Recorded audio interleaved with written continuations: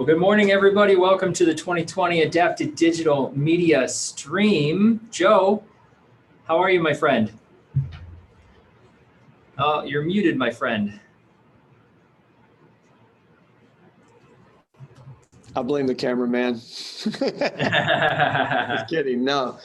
Well, I think this stream's kind of kicked off a little bit like 2020 has, right? I think it's just normal that the glitches are going to happen, and hey, it's how you adapt that matters, right? Right. That's right. And speaking of adapting, this conference is adapted a lot from last year.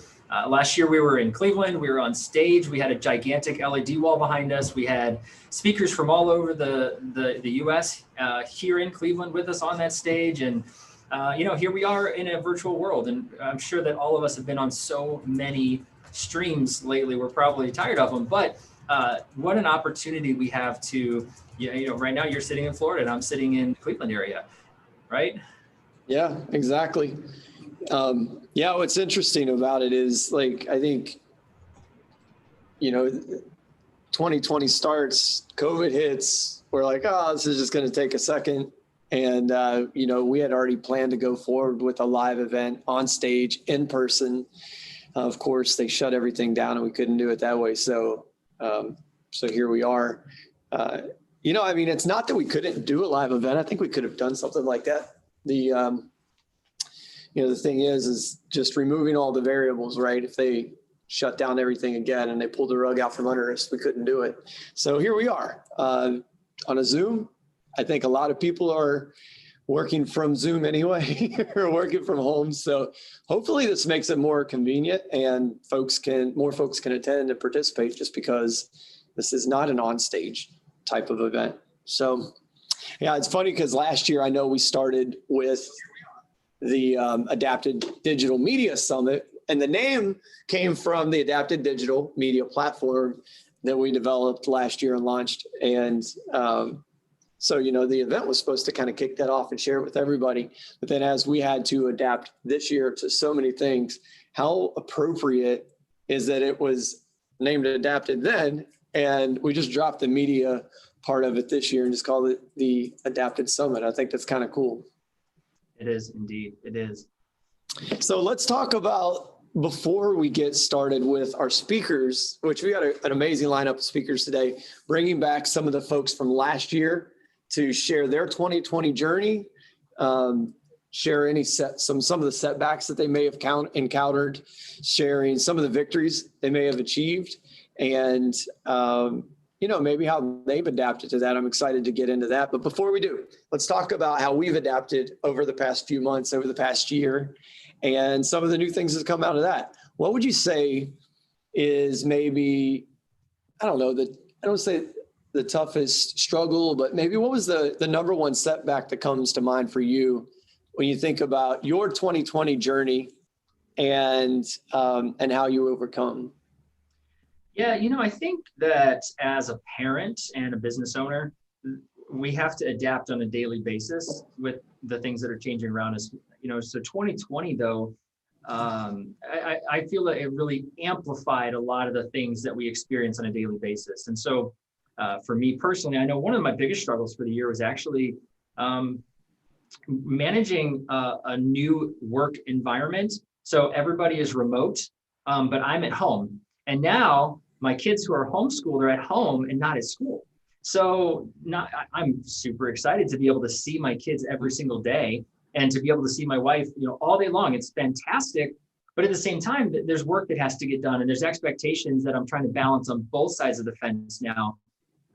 So I know that I've experienced a lot of people that are working remote are actually more intensely focused on the things that they're doing, because there's not a lot of the interaction that's taking place at the office.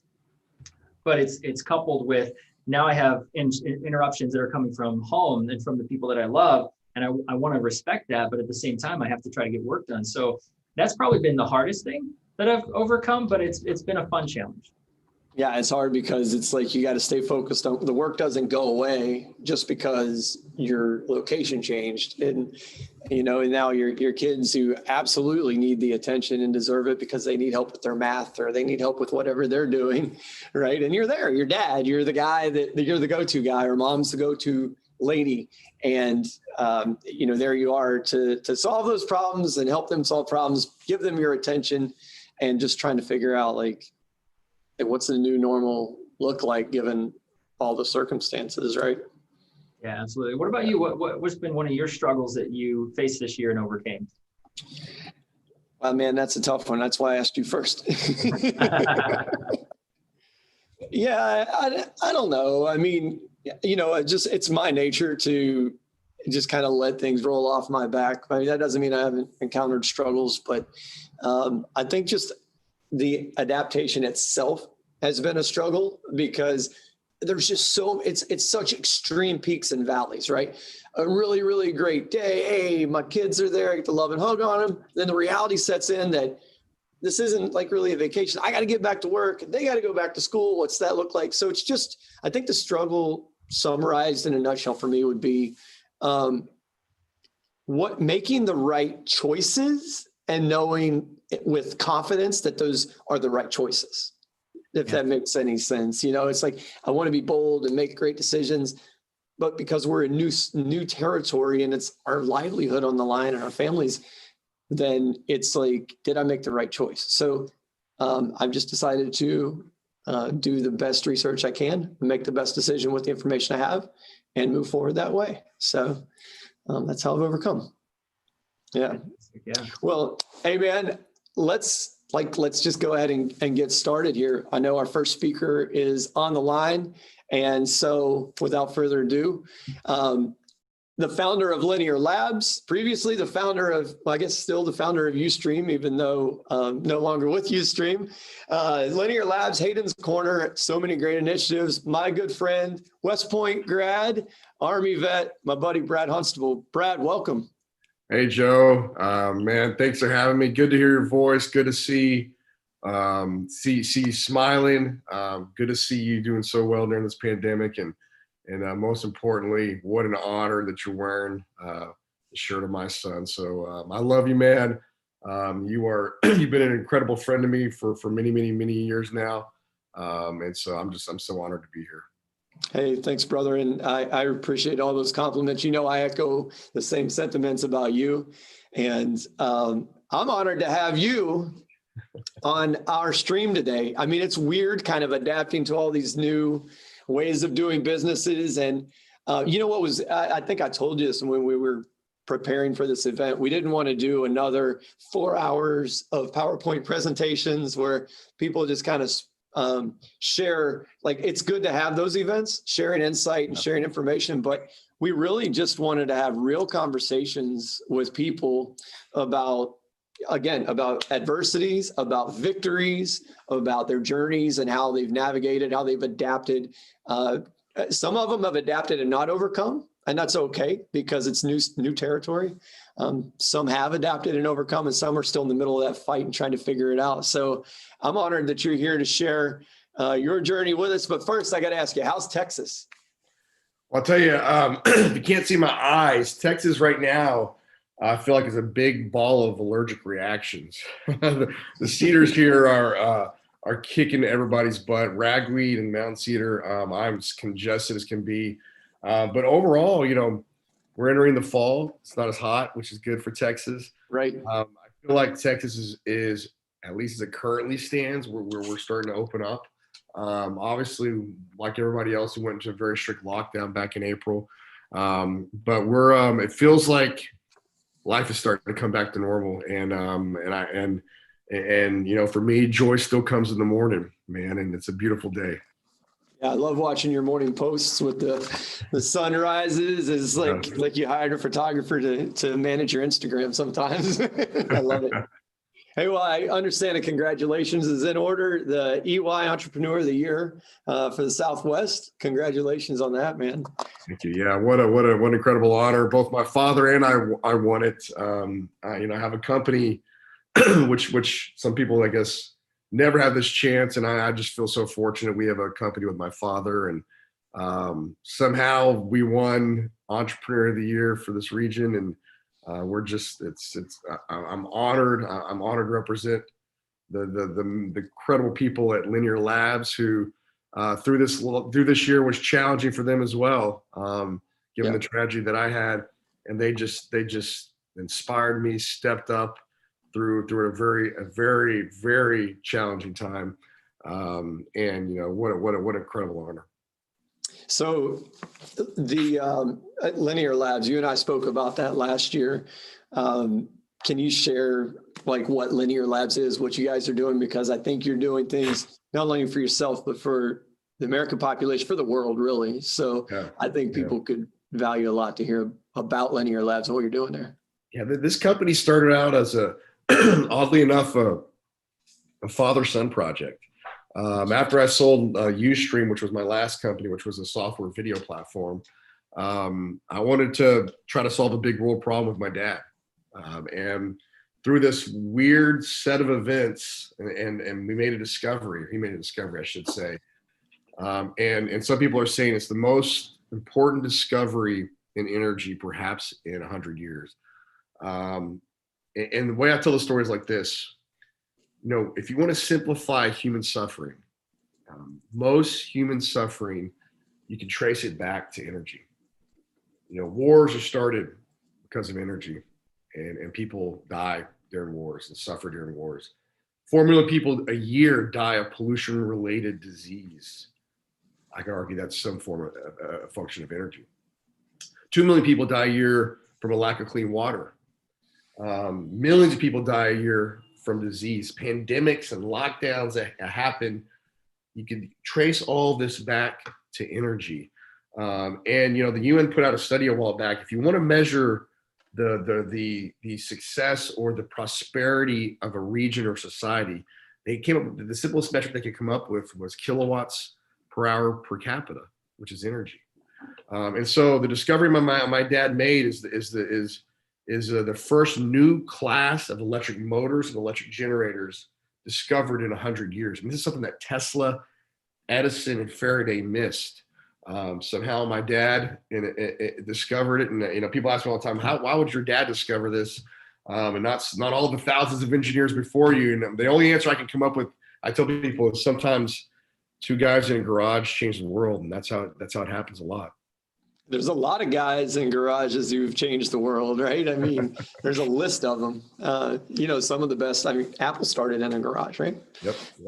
So, man, that's awesome. Yeah, I remember last year, one of the most memorable moments for me last year on stage talking with you. I think I even posted a clip of this, was a story about you and your dad. And that piece of the Linear Lab story was so, I don't know, it just kind of resonated with me in a profound way, and it's pretty special. And I know that, part of that conversation, I think that was so touching to me is that like you almost lost your dad. Yeah. And that got you back on track, or maybe, I don't know how to put it, in high gear or something like that. So when I heard about, I don't say when I heard about Hayden, but like that definitely came back to me a bit. And I'm sure of the millions of things that go through your mind, that part of that was there. We almost lost him a couple of years ago. And startups are hard. You know this as well as anybody. It takes a certain level of commitment and fortitude and essentially just not stopping to get through phases of a startup. In our particular case, I mean, building motors by hand is not trivial. And we were doing prototypes and working late, just trying to solve these were tough physics problems we were working through. And that during that process, my dad had a massive coronary heart attack. Shocked him 17 times to save his life. And most of the time people die after about 6. And so first, call it fate, call it God, I don't know. He made it. And that moment, I knew what my next calling was which was to bring this legacy to a bear. And, you know, I never would have thought there'd be an intersection with my son to a certain extent in energy. And I don't want to draw too much comparisons to my company.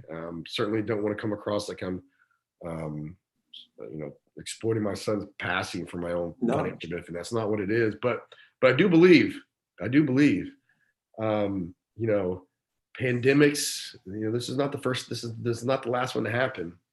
And you know, the climate is changing, and on some form or level, you know, you could tie this still back to what that cause is, and maybe maybe in some ways is another just motivating factor for me to make this happen.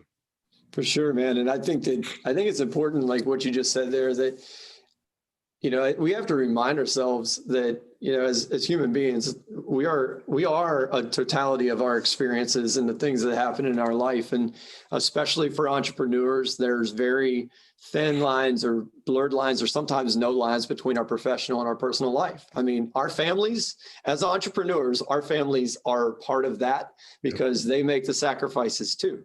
They don't see us for hours or days or weeks at a time as we go out and chase these dreams because we're excited about what maybe the mission is, or because we're passionate about the cause, or maybe it's partly about providing better for them because this is the way to do that. So, I mean, I feel you on that comment because sometimes I'm like, do I even bring this up over here? Because it's like a personal thing, but you know, as entrepreneurs, our lives are completely like all in one: professional, personal, social, everything about it. So I got your back on that one, brother. Yeah. And I tell people all the time, it's a lifestyle choice. I mean, you're not going to be successful as an entrepreneur if you don't embrace the lifestyle. And with any lifestyle, there's trade-offs. Right. And you know, look, I when I had Ustream, I was traveling a lot, going back and forth between San Francisco and Texas. That weighs heavily on my soul, given, you know, my son's no longer here, which at some point I guess we'll probably talk about. And you know, but you know, when you believe in something, when you have a really important mission, there are ways to find balance, and if you can bring your family along for that experience, it makes it all the more better. Yeah, I completely agree. And that Roy just asked me the question before we came on together is, you know, what was your 2020 challenge? And I'm like, man, for me, it was, am I making the right choices as we explore new territory? Right. That's so hard to do. But we're used to that as entrepreneurs. So that's what we do every day. Well, let's talk about Hayden for a moment. And because, you know, a big piece of what we're doing with this summit today with this stream is we're trying to raise awareness about haydenscorner.org. Someone has already asked, where can I get one of those t-shirts? You can get it at haydenscorner.org. That's where I bought mine. You're contributing to a great cause. Brad, I'm not even going to prompt you. I'm just going to ask you to share. If for anybody who's not seen your video, 110 million people have, but for anyone who's not seen it, can you summarize your story with Hayden? Yeah, and I had no intention of a video going viral, no intention of ever starting a charity, no intention of, you know, learning more about suicide. And on April 17th of this year, my son, during the government mandatory lockdown, you know, broke his Fortnite monitor. And during that moment of fear of getting in trouble, during that moment of mad at himself, all these sort of emotions, went in his closet and took his own life. And, you know, this journey for me to learn about suicide is one that has been very, very challenging and frankly, very scary, because here's what I've learned. My son was normal. Was he sometimes insecure about himself like every kid? Yes. Would he sometimes get mad about things? Yes. He was a boy. He had brothers and sisters, and but he wasn't a depressed kid. And you know what I've learned about suicide is this: 70 to 80% of all, particularly youth suicides, tend to be impulsive. 70% have made the decision to do it within the last hour, about 40% within the last 5 minutes. And so there's never one thing with suicide. It's usually a combination of factors, and in many cases, it's the perfect storm. And there's different kinds of suicide. You know, you and I were in the military. Every day, 22 vets kill themselves or take their lives through self-harm, typically because PTSD from war. We know that's a big factor. Adults tend to take their own lives for a set of reasons like economic hardship, maybe they get a divorce.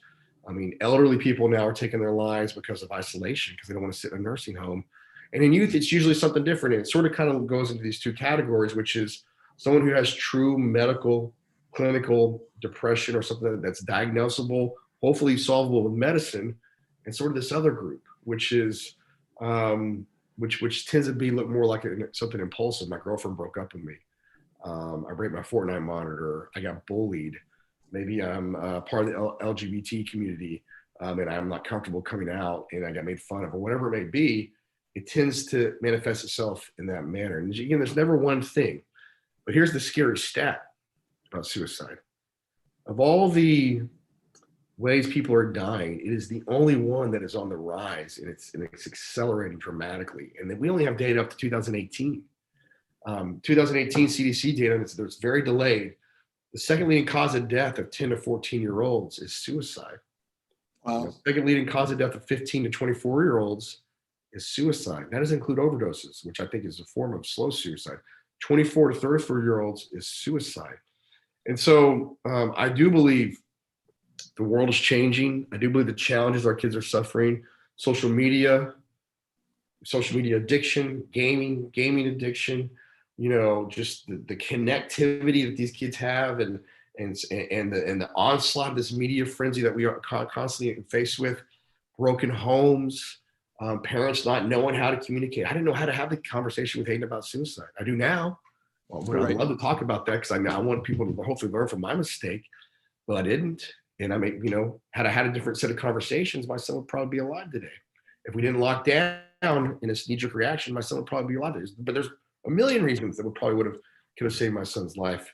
And so, you know, what I've been saying, people, is, you know, sometimes, at least for me, you know, in this tragedy, you know, I have to go try to make it better. And if anybody can learn from our suffering and hopefully from our hope, because joy still comes in the morning. You see my post. Yep. You know, this is not the end of the world. My world changed dramatically, and it felt like the end of the world, but it doesn't have to be. I think that anybody who experiences a tragedy like that, I mean, I lost my father when I was 21 years old. And, you know, I was mature and like old enough. I had experienced enough maturity. I had the tools to deal with that. And I just couldn't imagine how I'd react to, you know, to losing one of my kids, man. So I admire your strength.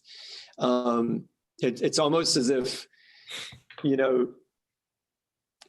I don't know how to put it into words, but I mean, you have a platform, right? You have an audience that you built through your life experiences. And, you know, when you're saying, you know, you had these feelings of, I guess, regret or whatever about the time you were away from your family during the Ustream days, you know, what if that journey built the platform for you to share this story with more people and save lives? To save more lives, because you do have a larger audience now because of that.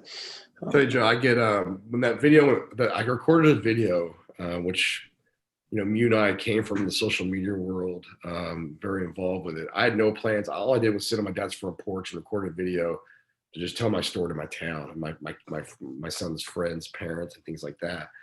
Little did I know it would be seen by people all over the world. At its peak, I was getting 10,000 messages a day. I'm not even joking, thousands of messages. And now it's probably a couple hundred of people who were seeing the similar traits in their kid, or worried about their kid playing Fortnite, or worried about the pandemic, or have lost their kid. What makes me the most excited is when I get the reports that, hey, because I saw your video, I decided to sit down and have a conversation with my son or daughter about suicide. And I found out that they were depressed.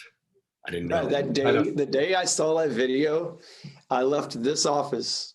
I left work in the middle of the day. Like it was like 2:00 or something. I saw it. My kids, I knew they were home from school or home from wherever they were. And I got in my car, I left my office, and I went straight home. Like literally went straight home and they'd already known about Hayden, and they'd already known the story. We'd released the balloons and all of that and did that video. But so they were familiar with the story, but that video that you released was so powerful. I get it. I can get where complete strangers watched that video and realized the reality and the importance of having those conversations, because that's what we did. I left the office, went home. My wife and I had a conversation. We sat down with our kids and said, listen, guys. And that's, maybe I don't even know. You like all the possible maybes, right? But so I'm delivering you that message. I think I may have told you once before. That warms my heart, my friend. I tell you, my son's I feel like, my son was in some ways a casualty of this of unfortunate set of circumstances. And we've got to live with it forever. But also I take some I'm proud of him and what his message has delivered. And I can't tell you how many messages like that I get. And I got one, I remember it clearly, on May 25th. Guy wrote me and said, Brad, I saw your video, don't know him. He said, I want to thank you. I sat down with my daughter, found out she's depressed. We're having great conversations. Thank you so much. That's and then awesome. in June, he wrote me and said, Brad, I got to let you know, my daughter tried to kill herself. And I said, what? Because she took a bunch of pills and started seizing, and she's in the ICU and they don't know if she's going to make it. And I remember just the feeling of all the rush I felt with Hayden come back in my body. And I prayed and I said, Hayden, buddy, you're up there. Why don't we go, if there's anybody up there, why don't we go tug on him and see if we can save this lady and make her a part of your army, this girl. And through kidney failure, through being unconscious in the ICU for 4 days, she made it out. Now she has a long road ahead of her, but she survived. And the father called me afterwards and said, Brad, I want to thank you for saving my daughter's life. And I said, what? I didn't save your daughter's life, but I appreciate that. And he goes, no, you did. He said, he goes, because of your video, I sat down and talked to her. And what I didn't tell you before was when she took those pills, she came down at the last second and said, Daddy, I did something wrong. And then she went unconscious. He said, I believe if I had not had that conversation with her, I would have found her, not alive in her room. And so, tragedy happens to everybody in our own form. We all have our own form of challenges. It's how we react to it that really can determine not just what we do with our lives, but what we do with our soul. And for me, this has been a key part of the healing process and finding purpose in the ashes of tragedy. Yeah, I think I know you're working on a documentary. We've at JMC Brands, I'm just blessed that we've had an opportunity to work with you on that on a pro bono basis and get you connected with some videographers up in Cleveland and help with that. As selfishly, I get to see the rough cuts. So I kind of get the sneak preview of things. And one of the pieces, I know that your documentary, I'll let you talk about it in a second, but I have to share this with you, man. Like one of the, I know that documentary is going to save and change even more lives, because just watching the rough cut, and it's funny, like a topic this deep, I think you got to watch it more than once, because something's going to hit you and you're going to think about it and you're going to miss the next 5 minutes of whatever's said. And I think it was the therapist in the video. She says, use the word suicide when having this conversation. We're scared to talk about these things that are hard to talk about and use these words, but it's real. She says, don't talk about, plans and ways to do it. Like, don't be suggestive, but use the word, because that's the word. Let's talk about it. And Joe, can I say something to that too? Yeah, man. It's really important. We're gonna put out a national emergency PSA. It was gonna be called Hayden's Corner. We changed the title. It's gonna be called Almost 13. In my mind, I mean, it's going to be tough to watch, but it's something I think every parent needs to watch. It will be tough for survivors of suicide to see it. And I worry, and I would like them perhaps not to see that. But for everyone else, the vast majority of the parents who can't even fathom their kid or son or daughter doing this, particularly a normal kid, they need to see it. Because if you don't have the conversation, suicide will have it for you.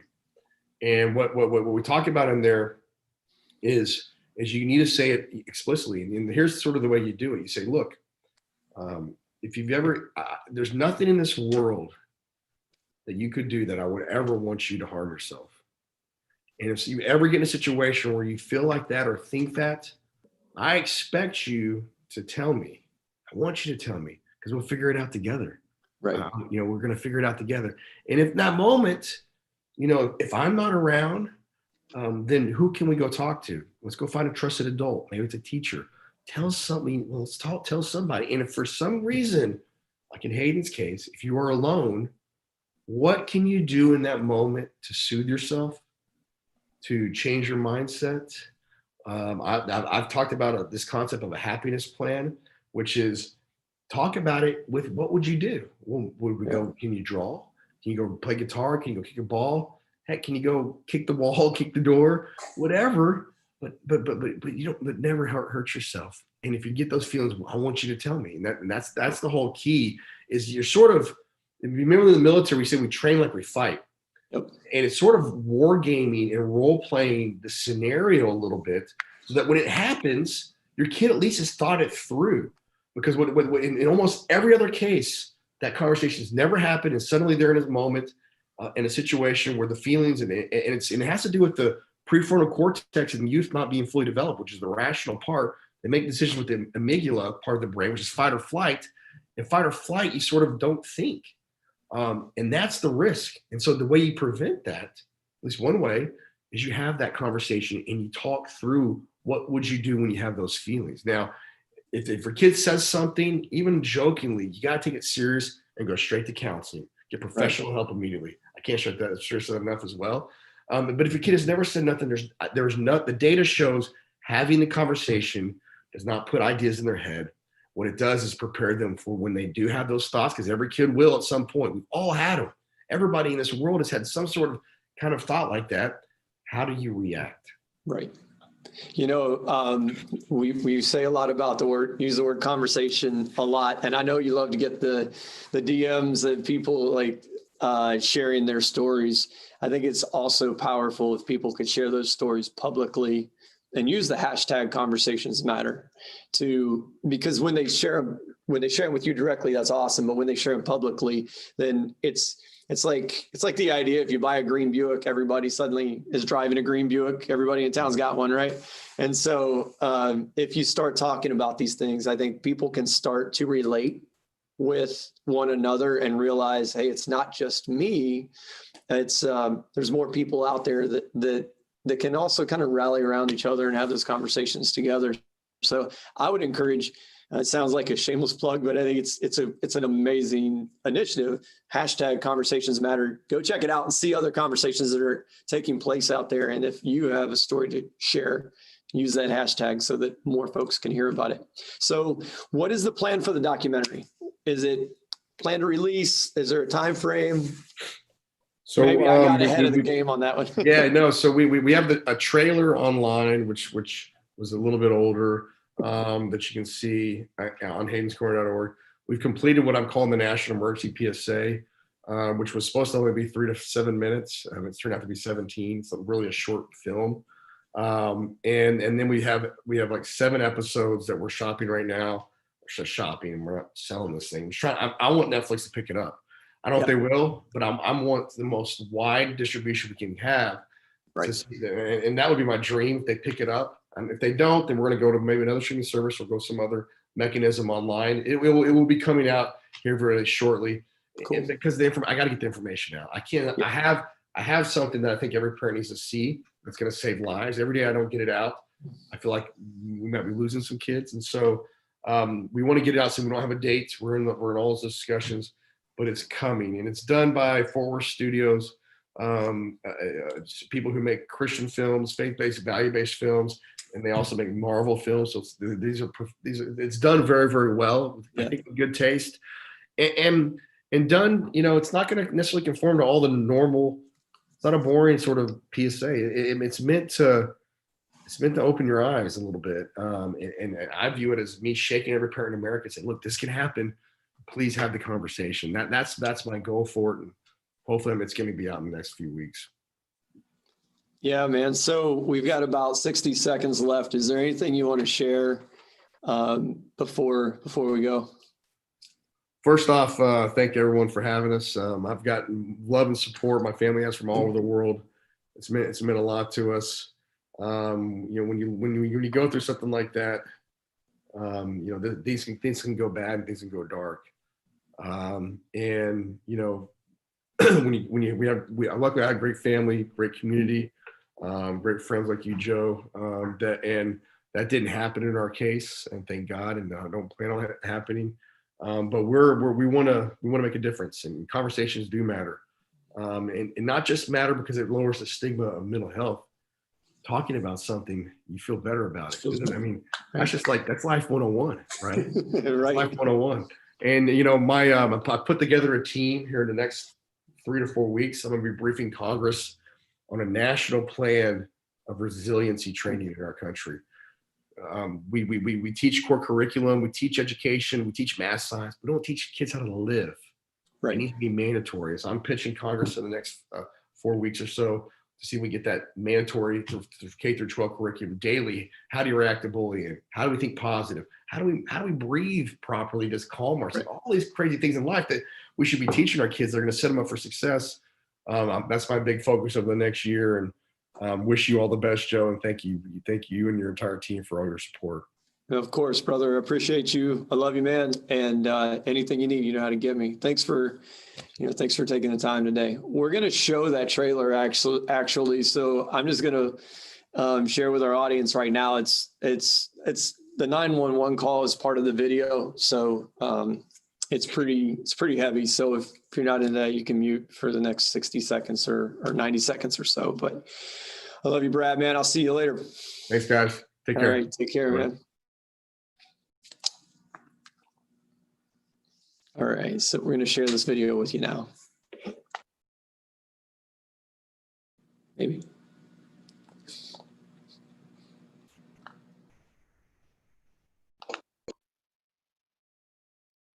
Come on, buddy. And you said he's not breathing at this time? He's not breathing. Tell me exactly what happened. He's starting himself. I'm giving him CPR. He's not breathing. Count with me, sir. 1, 2, 3, 4. Keep doing them, sir, okay? 1, 2, 3, 4. 1, 2, 3, 4. 1, 2. There's a special bond between a father and a son. And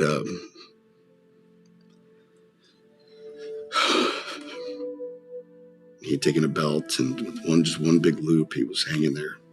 His head just in there, and his arms by his side. It's Chihuahua.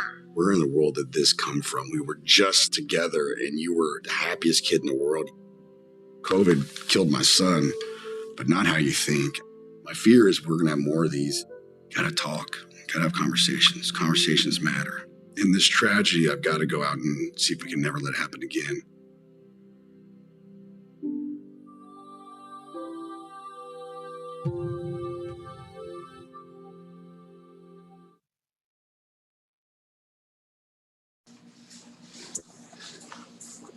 Yeah, so that's the trailer for the documentary. Hey, Roy, welcome back. Wow. I've seen it 10 times and every time. Yeah. A great conversation though with Brad there. I think that some good information to share. You know, it is somber, it is sad, and you can't take that away, but I think it's also what a great attitude and what a great adaptation to such a tragic event.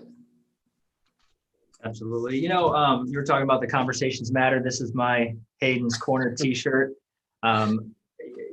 this is a free event. We're not raising any money for us, for this event. We're not trying to sell ourselves in this event.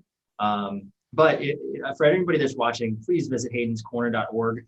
I would encourage everybody to donate if you can, whether that's through buying some cool t-shirts and hats that they have there, or through a nonprofit donation.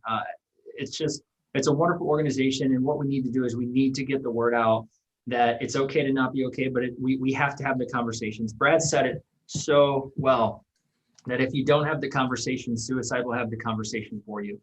It's uncomfortable, but it's what I learned here through Brad, through Hayden, is the fact that we have to have the conversation. Yeah, man.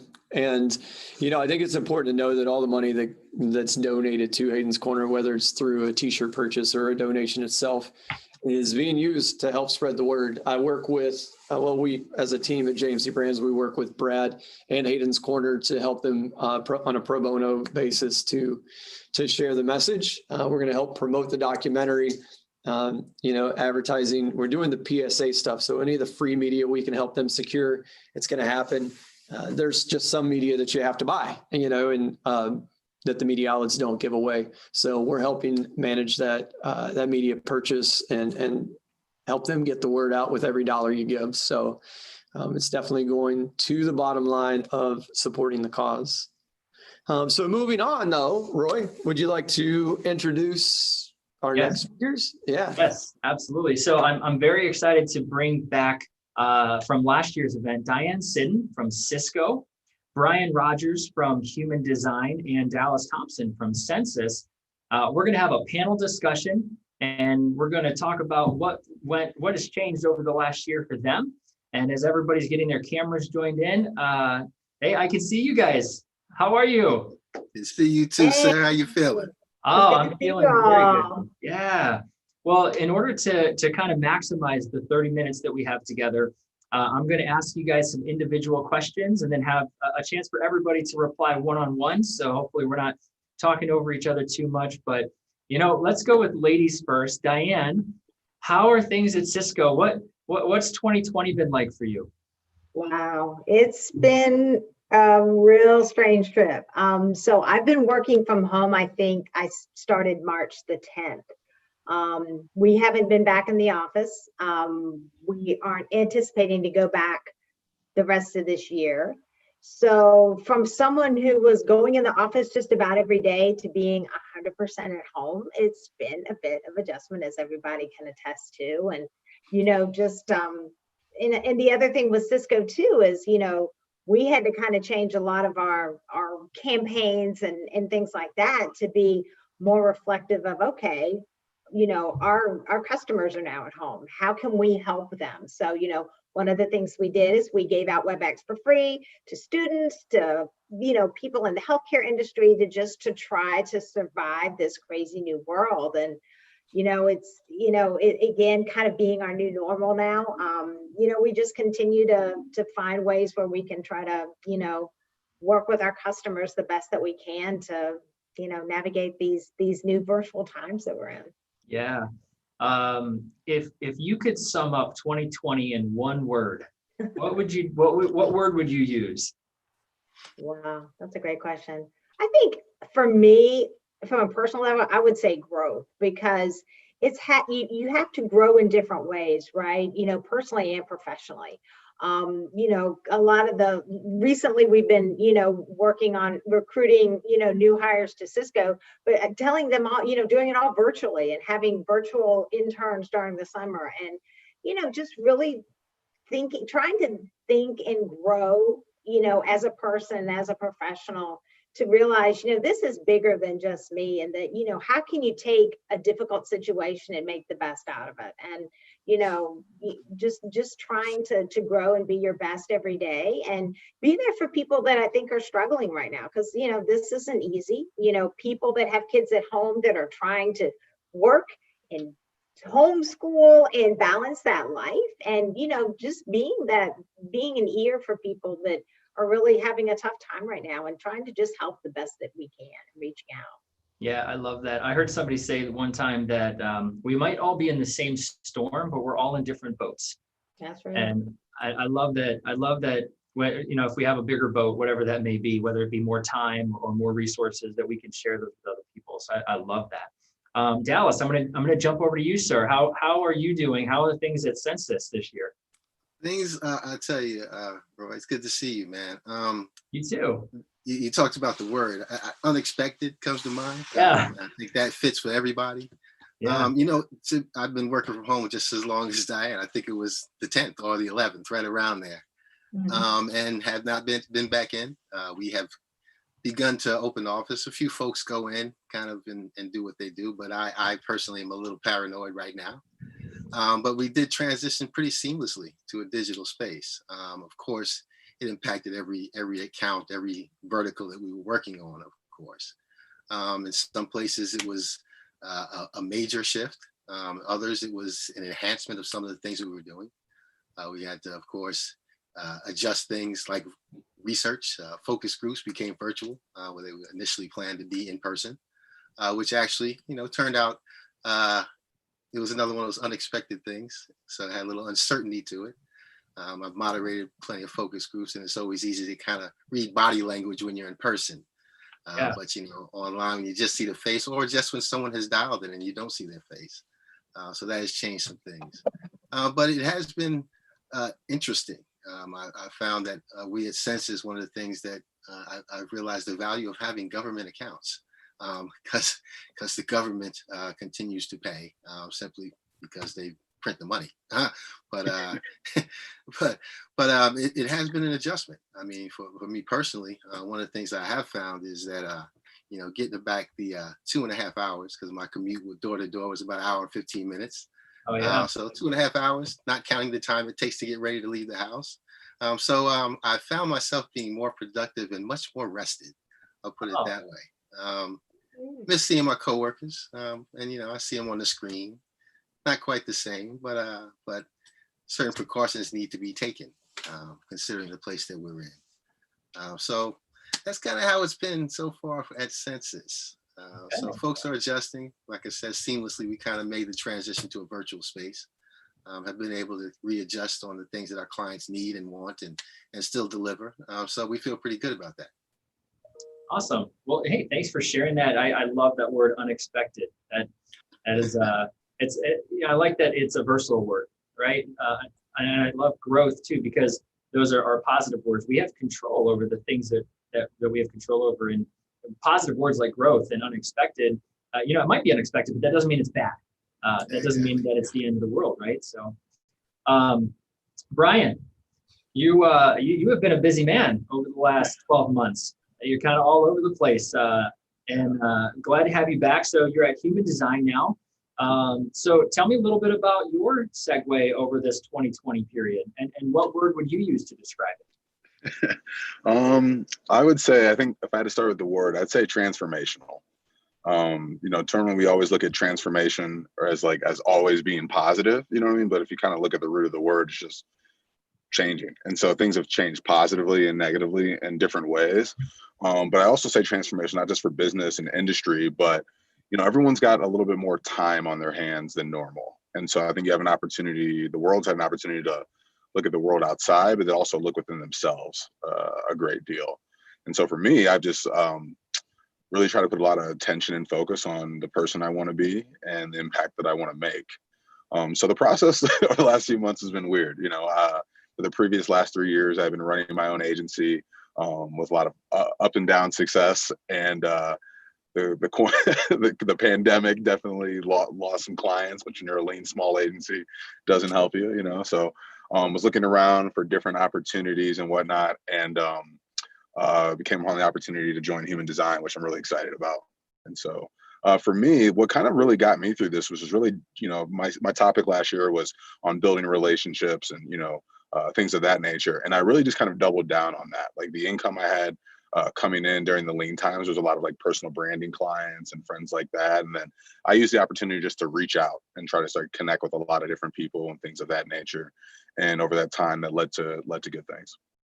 Awesome. Actually, so as you were talking last year about building relationships, and Diane was actually talking last year about how do we connect with people where they are online, maybe a topic between the two of you that we can discuss for a minute is how, when people are at home, when they used to be in the office, and how when they are maybe traveling, well, not traveling like, business travel, but maybe they're doing more personal travel, or maybe they're traveling to the woods where there's nobody there. How are we building relationships with people in the virtual space and not face-to-face? And so, Brian, maybe you can talk to that. How are we building the relationships in a virtual environment? And then Diane, maybe you can talk to us about some of the ways that you guys are finding to target the individuals online through your programmatic tools and such that you were talking about last year.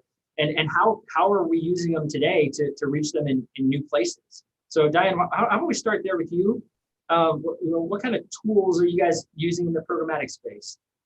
Yeah, so that's a great question. So we're still kind of using a lot of the same tools, but we're kind of looking at, okay, well, typically you can do like an IP targeting, right? And people are going to be at a certain company. Well, now people are at home. So how can we target people with their, home IP addresses and getting them that way? So that's been something we've been looking into and doing targeting is, knowing that people are on different, they're on their own home systems now, their own, home addresses. So targeting people where they are.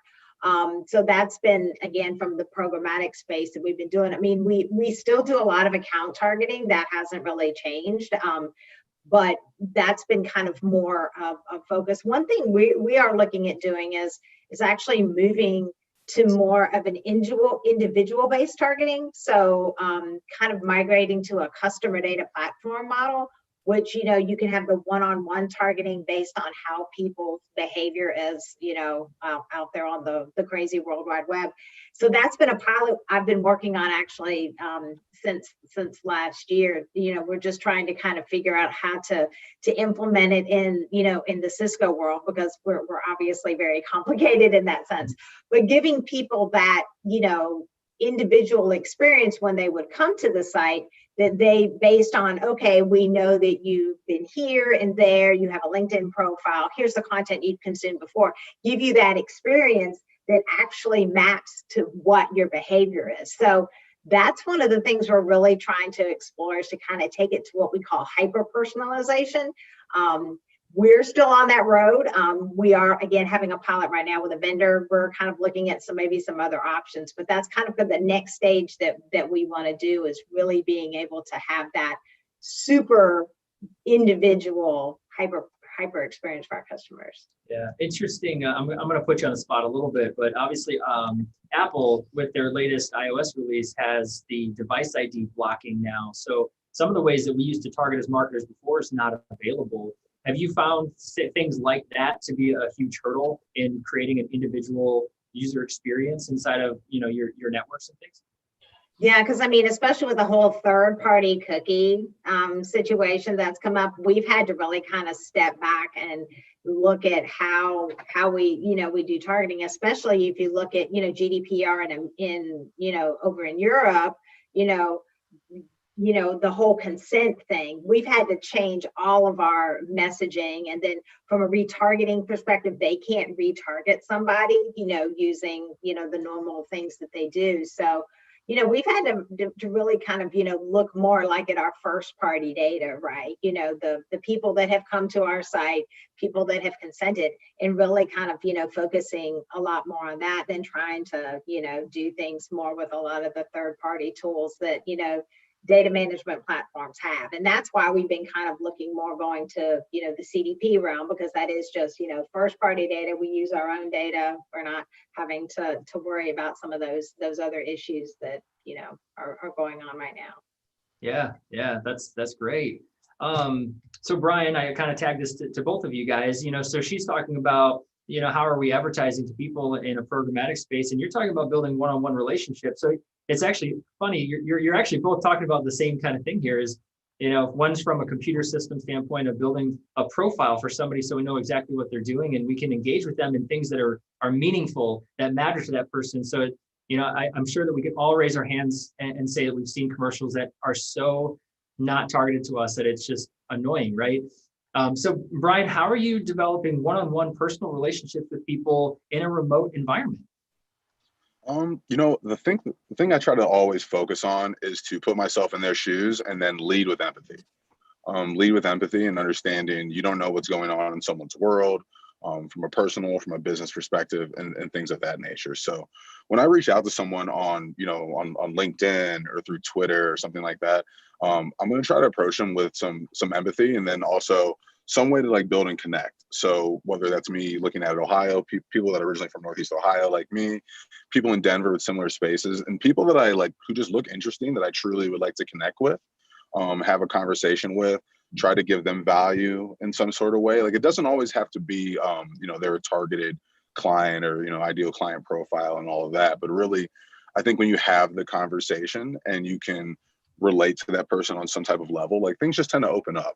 So that's what I try to do more than anything, is like truly check in on people, ask how they're doing, and things of that nature. And then I think that just leads to a better, more open conversation where you can talk about the industry, what's going on in each other's lives, whether it's, kids and things of that nature. But that's really been my perspective. And even, joining human, our, tagline, if you will, is to move the human race. And, I've had a wild journey as a strength and conditioning coach, a professional athlete, special education teacher, a lot of different things. And my passion's always been helping people.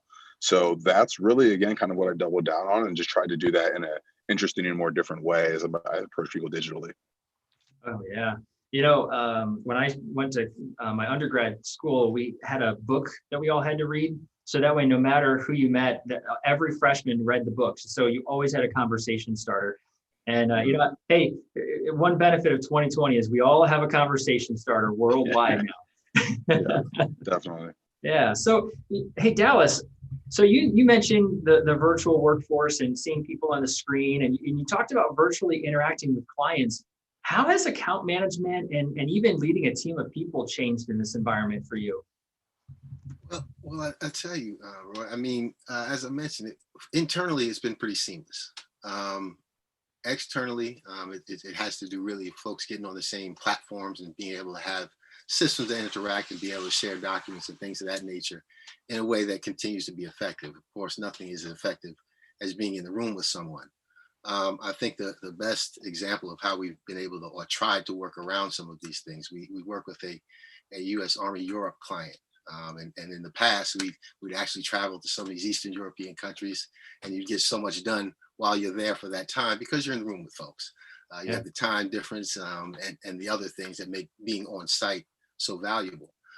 We've had to work around that with a number of different platforms. Some of the partners use Cisco WebEx, some partners use Teams, some partners use Zoom. So those types of things are the initial things that you have to work out. But the other part that makes it somewhat challenging is oftentimes when you have to have those nuanced conversations. They're not always as easy to convey and really read, like I said, because you're not seeing people's body language. So some of those things have been a learning experience. You learn to read different things when you can't see the whole person, and really kind of you have to sometimes let the uncomfortable pause just ride when you want someone to make a decision. And those are more uncomfortable on a Zoom call than they are in person. So some of those small things like that when it comes to individual interaction. But actually, when it comes to actual logistical and project management type of things, that really has not been impacted because we were using a lot of those virtual tools anyway. Things such as smart sheets that would give clients access to look at things, dashboards and other things. So all of those types of tools have been valuable and have really continued to use those things. But the interactions and the thing that is interesting, many of the clients we had prior to the pandemic coming on, so we had already kind of established those relationships. So with the Zoom environment, where you haven't met a person before, that's where some of those new ways to read feedback come into play. And again, it becomes a process of discovery. You kind of get the feel for, as the conversation continues, you get a feel for if you're moving the conversation and the relationship in the right direction. Yeah, the one thing that you don't have on Zoom, you don't have that awkward walking into a restaurant to meet somebody that you've never met before and scanning the restaurant and wondering if they're going to look like their LinkedIn picture. Yeah, that is true. Yeah. Now, I'm going to read something, Dallas, that you talked about last time. I want to be sensitive to the topics that we talk about, but I also want to provide value for folks. And I know that last year you talked about multiculturalism in marketing. And Yes. we've seen a lot of changes in how we handle that in this year. So last year, and forgive me for reading from the paper here, but you said that multiculturalism is the coexistence of diverse cultures, where cultures includes racial, religious, or cultural groups, and is manifested in customary behaviors, cultural assumptions and values, patterns of thinking, and communicative styles. Yeah. Were you reading the future last year? First off, did you have a crystal ball? No, man, that definition. I wish I could take credit for some of those things that I said on the stage. And many of those were taken from people much smarter than me. But the reality is, and I think the thing that was, for those of you who were there last year, I was the guy whose images didn't appear in this presentation.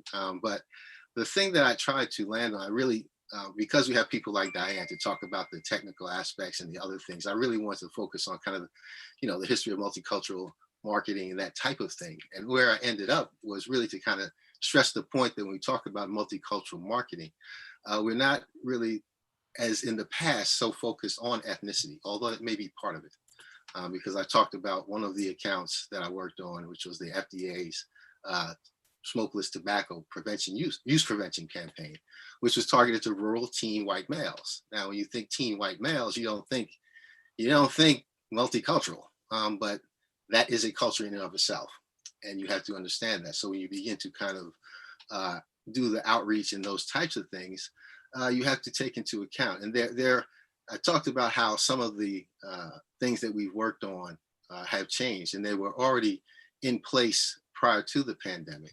Some of the things that we're doing in our Sensis health practice, a lot of the research has to do with addressing health disparities and things of that nature. So that was work that was ongoing. And those of us who play in that space know that there are certain things that have been happening really for decades. I mean, we talk about genomic research and things of that nature, but the urgency of the time now is that we know that those things have not really had a diverse sample size.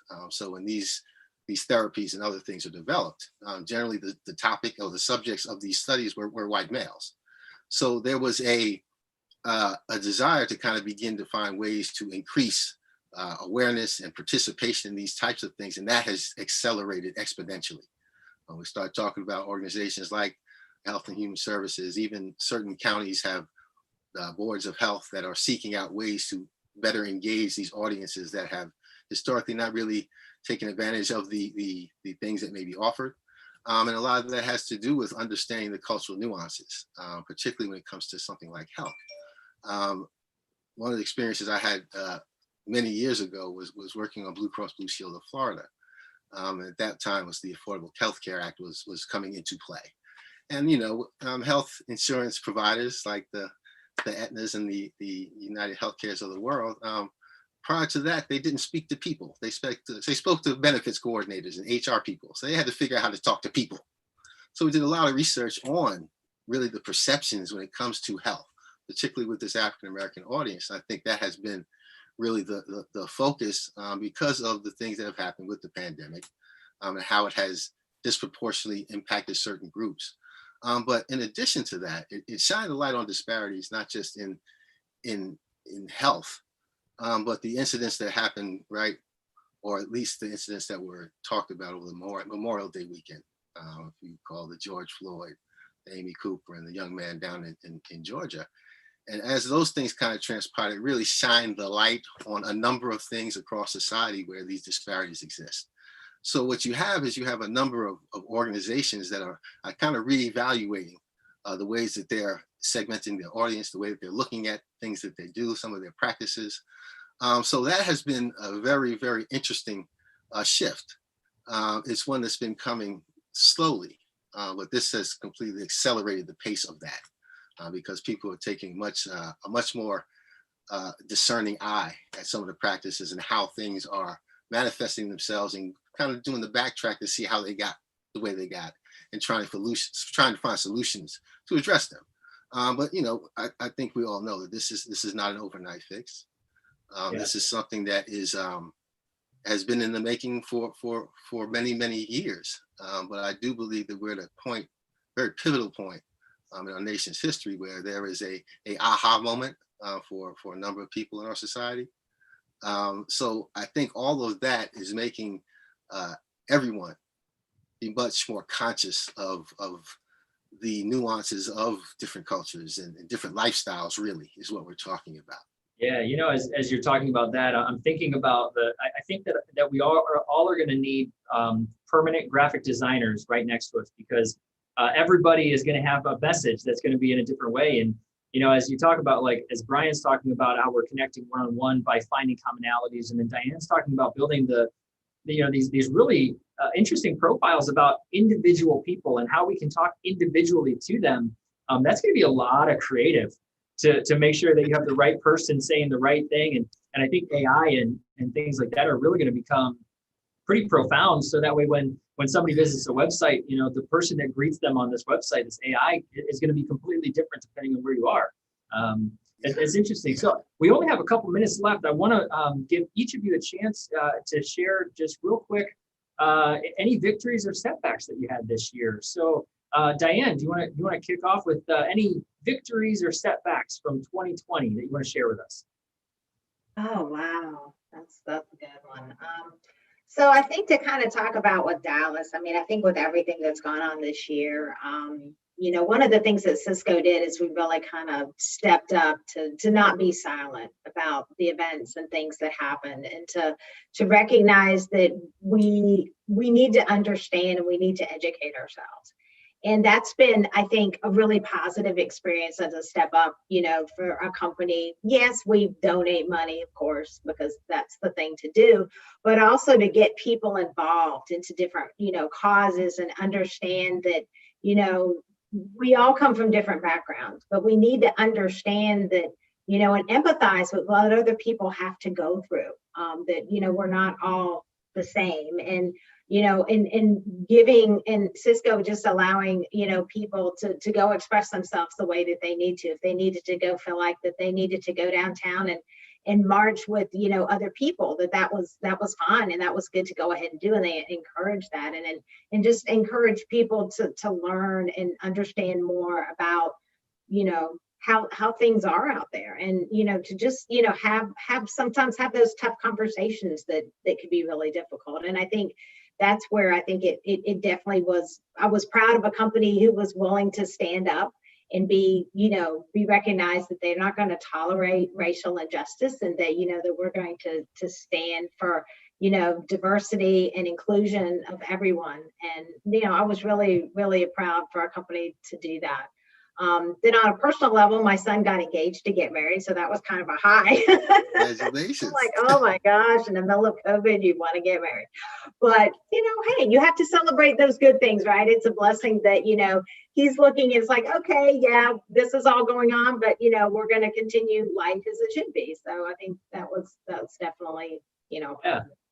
Oh, that's awesome. It sounds like there's a common theme kind of unfolding here of growth through tragedy, or help through tragedy. Good things are happening because of tragedy, and it doesn't make the tragedy any less painful or any more bearable. But the fact that we're being resilient to take that and do something positive with it, that's phenomenal. And I'm glad that Cisco is supporting its employees and the community as a whole in being able to do these things.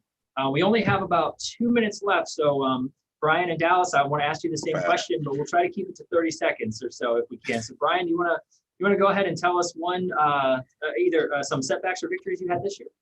Yeah, I'll go positive. I'll go victory. Excuse me. A victory would definitely be taking the opportunity to work at Human, and I say that for a few reasons. Like, prior to starting my own agency, I had experiences that weren't super comfortable and weren't super great with different startup and SaaS companies, and then pivoting my own agency and then being able to join Human, who's really opened up their arms around me. The owners, Matt and John, had originally pledged over $1 million to go to a variety of organizations and things like that. But I've been empowered to really do my thing, start a program called Humans of Color, which is going to be giving, as we all know, there's a lot of disparages in the advertising community. So bringing a lot of people that are talented creators from the Denver community to Human for some kind of expedited apprenticeship opportunities, and just that, I think we get in the mode of like you thinking you have to be an entrepreneur and have to do that. And so for me to find a space that was super comfortable for me to stay in my genius zone, grow and build, that's been a victory for me. That's awesome. And Dallas, how about you? Any setbacks or victories you want to tell us about? Well, I have one thing is kind of both. But first, I do want to kind of just piggyback on what Diane was saying, and it kind of ties into the video that you showed in the first segment. That have the conversation. Now is the time to have those conversations because things are in the forefront. But kind of talking about that victory or setback. We have a law enforcement recruiting practice within Sensis that we've been kind of building for the last several years. We recently had gotten a contract with the LAPD that was to target or to recruit African-American female recruits. And that kicked off right when middle of winter, and it was performing phenomenally well. But then, what happened. And then, of course, the mantra of defund the police came along, and with that in and of itself, I'm not going to go into that in any detail, but that kind of blew a hole in their budget. So the thing that was a win was that we had been seeking that type of relationship with that type of law enforcement entity in order to prove the things that we had been doing on a much smaller scale, and we were able to do so. I just saw an article last week that LAPD had their most diverse recruit class. So I called and talked to my man out there, and he's like, "Yeah, thank you. But you do know they cut $150 million out of our budget, right?" So while we have demonstrated that we can do this, and the silver lining in all of this is that the need will not go away. The need to recruit a more diverse law enforcement force and personnel, and a different type of officer who understands more diffusing and those types of things. And that was one of the big pushes for recruiting females. Female officers, if one of the things you notice, and we study this law enforcement landscape, you see a number of female chiefs, and those departments seem to be running exceptionally well. Particularly when it comes to things like community policing and other community involvement types of things. So the diversity that we're trying to bring into the law enforcement profession, I think will be very beneficial in the long run. Right now it's a setback, but like I said, the need will not go away. And at some point, the dust will settle and they'll figure out how the law enforcement entities across the nation will look. Yeah. Well, guys, thank you so much for sharing your experiences this year and coming back and volunteering your time to spend this time with us and sharing with everybody. Thank you so much for joining us. And you guys I hope the rest of your year is as fantastic as you're making this year be. Joe. Oh, Joe had to jump in. But he's muted, so we can't see him. Dallas, I was wondering actually how many people would just mute themselves and just say things, Oh, yeah, I'm talking. Yeah, I had to jump in here and interrupt the group and say hello to my people, man. I'm sitting here watching, like, I want to say something, but I'm at least going to say hello and goodbye. Take care, guys. Thanks so much for joining us. Thank you, guys. Take care. Have a great day. Take care. Bye. How can you not love these guys? I mean, they're amazing people with amazing insight. Yes. Roy, I think you did a great job moderating that panel. So much ground to cover. We're trying to cram 2 days worth of value into 4 hours. And so, that's what we came up with to do it. So I think that was a great conversation. 2 words that I took away was unexpected and transformational. I mean, I took a lot of other words away, but those 2, I think, summarize a whole lot of things. Well, I think that actually, if you just merge them all together, it's unexpected transformational growth is what we have. And there you go. That's a perfect way to put it, man. It's interesting to me, like, when I think it was Dallas was talking about we don't think about all the things that don't affect us. right? So we live in our world and we go to our jobs and we have our families and we do kind of our own routine.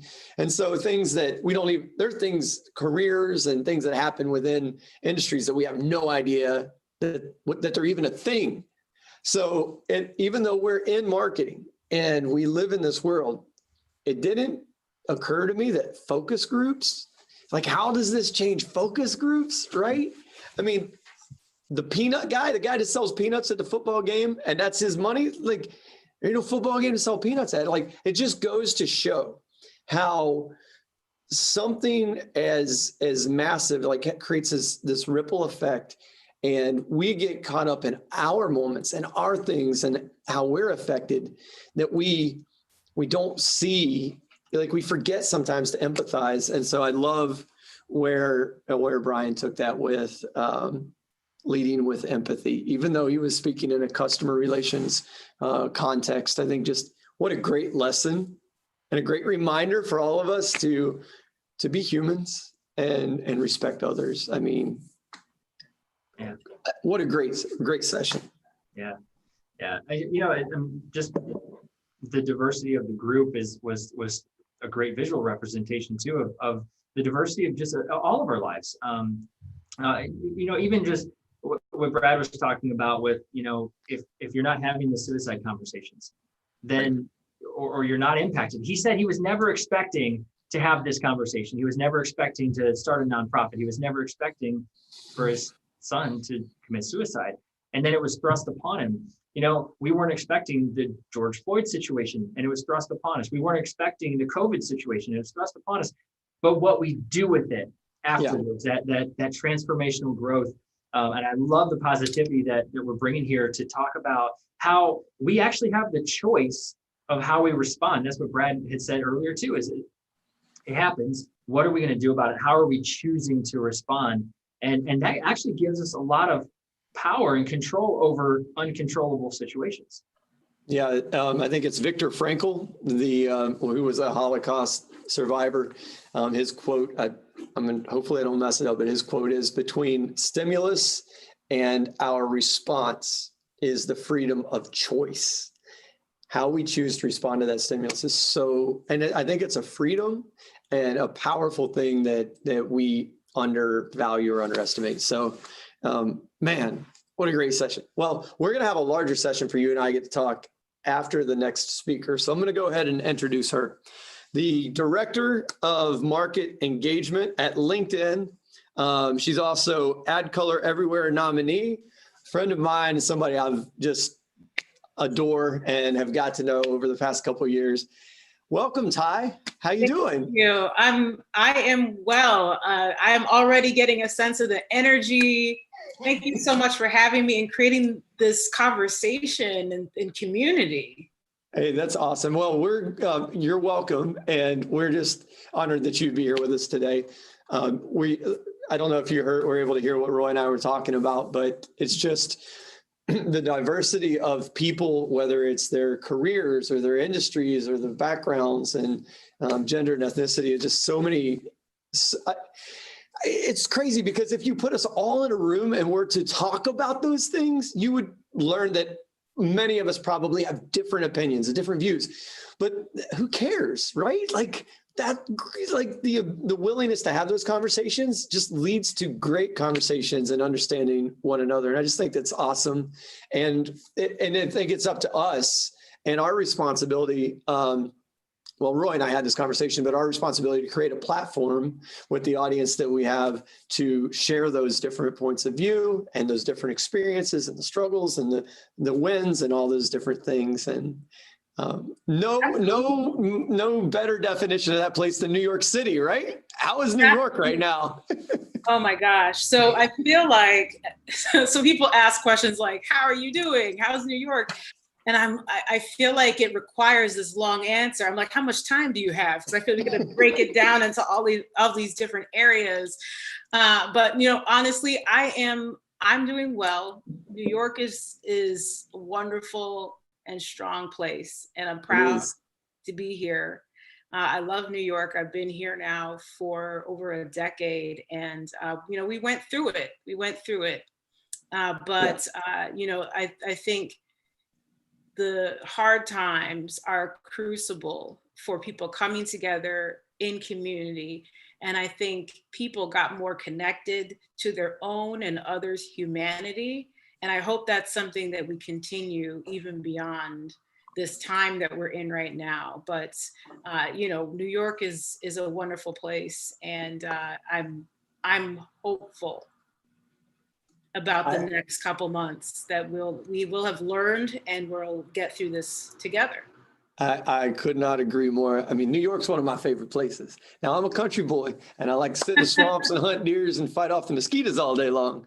But New York City is one of my favorite places. I mean, just the people there, like, when I try to tell people about New York City, it's like, there are no words. Like, you just got to go. You just got to go to New York. Yeah. No, growing up, I was like, I have to live in New York at some point in my life. Never did I imagine I'd be here for this much time. And, it took a while. My cousin who lives in Queens, when I first moved here, she called me rookie for like a full year. But I guess given I've been here so long now, I'm a full-fledged New Yorker. There you go. Yeah. Well, I think somebody told me, because, I used to work for a New York ad agency. And so I spent a lot of time in New York City. Although I've never lived there, I was there a lot, frequently, and for long stays. And so somebody, this was a New Yorker's sign off on me being not a full-fledged New Yorker, but at least an adapted visitor. Is my ability to navigate the crosswalks, because that's a real thing. If you don't know, if you've never been to New York City, you don't stop at the crosswalk if you got a green light on the other side and it's going to get you there. You just keep moving, and it's fun. Well, we're on a mission. I love it. That's great. Well, that's one of the many things that makes New Yorkers special and amazing in my eyes. So I got to ask you, how is 2020 going for you? I mean, because I asked the question. I don't mean it to be a loaded question, but so many people have ups and downs, and some people are less effective in a negative way, or less affected in a negative way, and because with adversity creates opportunities. For some, if the housing market crashes, the people with cash can go buy up those houses that are on sale, or when the stock market goes down, same scenario. So I asked that question because it's not always doom and gloom, but we all do have our personal struggle. So in general, how would you say, I don't know, since I've seen you last, how it's going for you? Oh my gosh, when I saw you last, we were in person. I know. But yeah, I mean, going back to the conversation that just happened, I think the context through which we look at what's going on in our lives is pretty decisive, right? Right. And so, I have, through this time, have tried to look for moments of gratitude, moments of opportunity. And, I know a lot of people are struggling, a lot of people are suffering, and I happen to be in a position where I can help people. So I've been very focused on, as difficult as some things have been, we're all dealing not only with the global pandemic, but with the convergence of a number of different things that are happening. So a social justice reckoning, right? On top of the economic hardship that people are following, and also people being worried about being sick, and families. And so there's a convergence of all of these things going on. And so in my role within the B2B Institute, and also I'm the co-founder of a conference called Transform Her, which brings together women of color in partnership with allies to up-level the conversation. I always say there's no transformation without conversation. And I was also the former president of LinkedIn's Black Inclusion Group. So I am trying to drive conversation. I am trying to help folks find the answers that they don't have. So for example, we were working on a research project at the end of 2019, kind of chugging along. It was a thought leadership piece, thought leadership project. And then February hit. And, I was sitting at my desk and I was like, okay, I think everybody went through this huge shock period where they're like, what's happening? What does this mean? What do I do? How do I take care of my stakeholders? What's going to happen to my business? And, we're all trying to make sense of things, but also in a little bit of shock. And so, this project team, really amazing folks, were working on content. And, at that point, I was like, this doesn't make sense anymore for us to continue in the direction we're going. So I went into the project meeting and I was like, hey, everyone, like, would you be cool if we took this project team and just devoted our time to creating pieces that support people in over the next couple weeks, months, however long it takes to make it through? And there wasn't one person in that project team meeting that was like, no. Everybody was like, this is the right thing for us to do. And I think, that's one of the lessons, because I think conditions have changed so much. It feels like we're all going through different phases. Now people are more accustomed, but I think there's obviously still a level of uncertainty. So we have to keep checking in and saying, does this make sense? What is the right thing for us to do for people right now? And the decision we made at that point is that we need to serve people. We need to get information. We need to start making sense of the complex. So we developed a piece on trust in a time of uncertainty. We developed a piece called All Weather Marketing, which is about how you invest during a downturn, how you should redirect, and also how you should take care of your stakeholders, as well as a piece called Marketing to the CFO, because we know that marketers have to defend their budget in general, but even more so now. So really proud of the work over the past couple months. And, it's just the right thing to do. Yeah, I think that two things come to mind when I love that you shared that story today, because when we spoke a couple of weeks ago and you shared that, I'm like, she's got to tell that story, because that just blew me away. The two things that come to mind when I hear that is, I commend you on your bold leadership to be able to walk into a room and say, hey, I know we put a lot of work into this. I do that because I'm a visionary and my mind changes every day. And my team will tell you that. Like, Joe's got a new idea every day. And then the second thing I have to just say is integrity. Like, that shows, right? It's the right thing to do. I mean, with great reward comes great responsibility, and certainly demonstrated that there. And it's good, like, in my heart, to know that that's where LinkedIn stands as an organization, because, as a LinkedIn user, just a regular Joe on the street, you just see this free platform where, this and that happens. We use it on a daily basis as a consumer, and we give little to no thought as to what's going on behind the scenes. And it's really, to me, I don't know, it's just reassuring to know that folks like you and your team are looking out for folks like us who have to navigate the space and to provide us tools like that. So my gratitude goes to you, your team, and all of LinkedIn for keeping all of us in mind as you go through that. It's literally LinkedIn's vision and mission, to provide economic opportunity and to make people more productive and successful in the way they're doing things. So, they're between the economic graph, where we're tracking what skills are on the rise, what skills are on the decline, where a job's going. There's a segment that I'm really proud of on LinkedIn. If you look at the editorial feed, it's called "Where Are All the Jobs Now?" So if anyone's looking for a job, or if you know someone that's looking for a job, that is an excellent resource.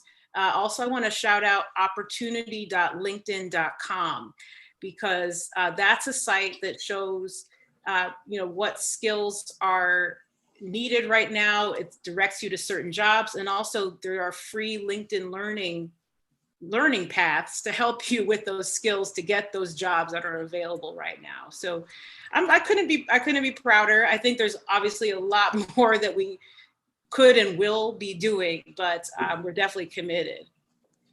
Yeah, I love the skills training that's on LinkedIn. Those modules that help you learn everything from, Excel to online marketing to, like, if you want to figure out how to do it, it's there and it's helpful.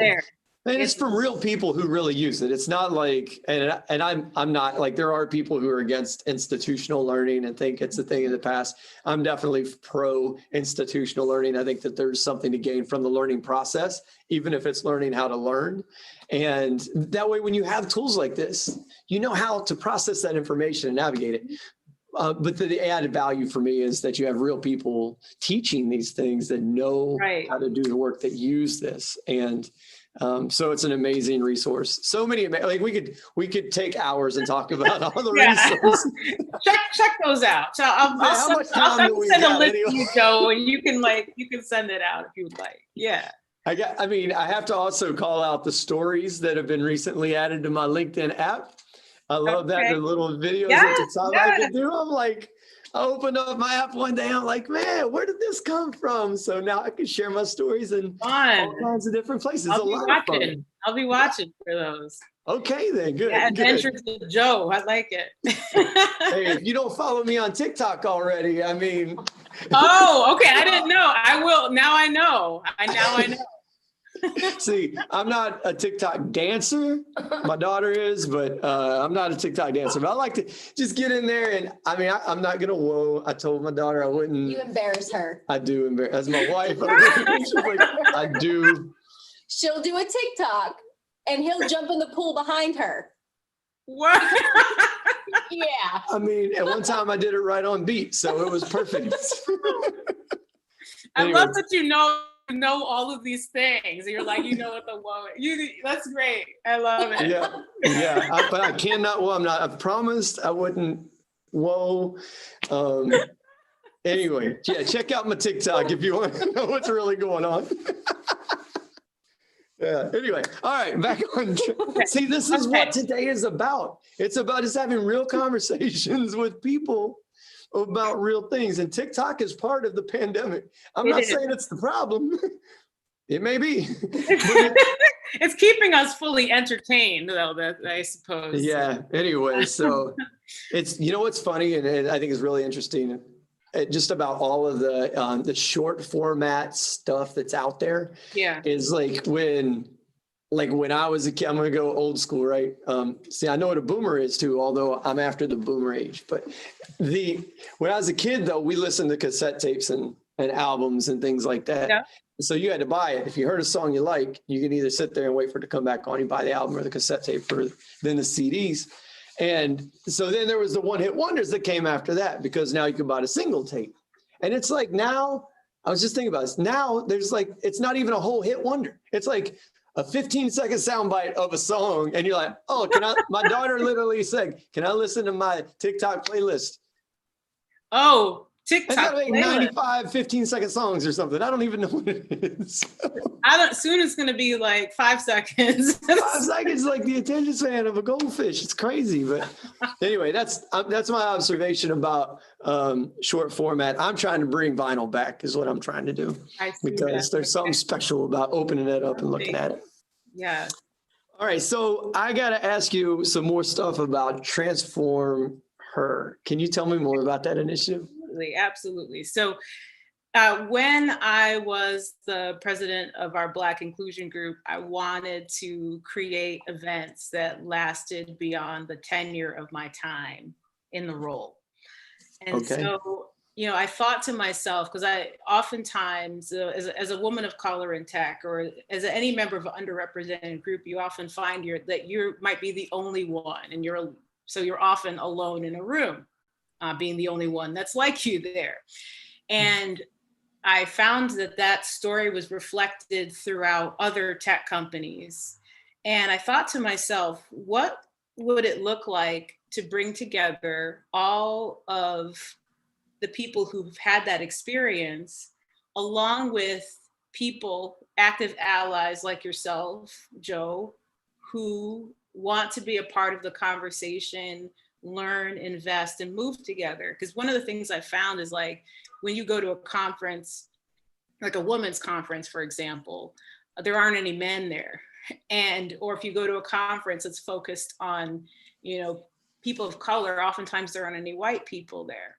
Right. And I think, there are spaces and times when it does make sense to focus on that and create a safe space. But I do think there are times today when we need to actually come together and have these like the only way forward is together. So I say it again, there's no transformation without conversation.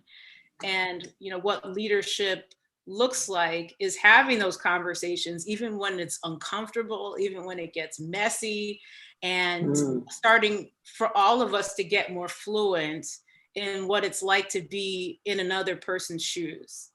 Right. So I thought, maybe this is a little bit of a risk, or it might be uncomfortable to certain people, but I thought the only way forward is together. So we have to give this a try. So that was a couple years ago. 2018 was the first event. So now fast forward to today, it is a brand for sure, in the space of tech and driving conversations to uplift, empower, and support women of color alongside allies. Our Transform Her LinkedIn group is over 3,000 people strong across tech. And our most recent event on June 5th, where we were able to respond to so many of the things that we're all thinking about and talking about right now in regard to social justice, equity, inclusion, and belonging. Our event at this point, I think it has over 100,000 views on the content. So that's, I was like blown away, because the event is before the pandemic and everything hit, it's a live event. And we usually can only accommodate at the most maybe like 300 people in the room. So we had to pivot to virtual, but that actually opened up scale that I was just blown away by the reception and the number of people we were able to reach. And that, I think, that's another example of what can come out of hard times. So you have to innovate, you have to create, you have to make it work. And I think we made it work in the best possible way, hopefully bringing some light and hope to people in a time that's been incredibly challenging. That's so amazing. And I think this is the piece that you added to it, like that makes it maybe different than everything else, is the ally piece of it, right? Like we have to understand ourselves as a group, and we have to, and so we can understand one another, and we can form that bond. But then there's other people who want to understand us, and if we want other people to understand us, we have to find a way to include them, the allies. And I tell you, there's allies out there outside of any group that want to understand. And when it becomes a negative conversation because of something bad happened that they don't understand, then that's not the time for the relationship building conversation, because everybody's defensive, right? You don't understand me. No, I don't understand you. And so, wow, what an amazing and incredible initiative. I love that. And thank you. And so let me make sure I understood. So you were doing a live event and then you went virtual. Did you go virtual before COVID? We were live. We did do live streaming. Okay. For some of the events. So we do have, we live streamed. Okay. You could actually, as a matter of fact, if you go on YouTube, there's a whole video playlist, so you could actually watch it. We also were live on LinkedIn. Okay. But this was the first time we were fully live on LinkedIn. We went live on this LinkedIn page called the LinkedIn Guide to Networking. So there's a page called LinkedIn Guide to Networking. And it, we have an amazing media productions team that went all in, rolling up their sleeves to make sure the experience was like seamless and great.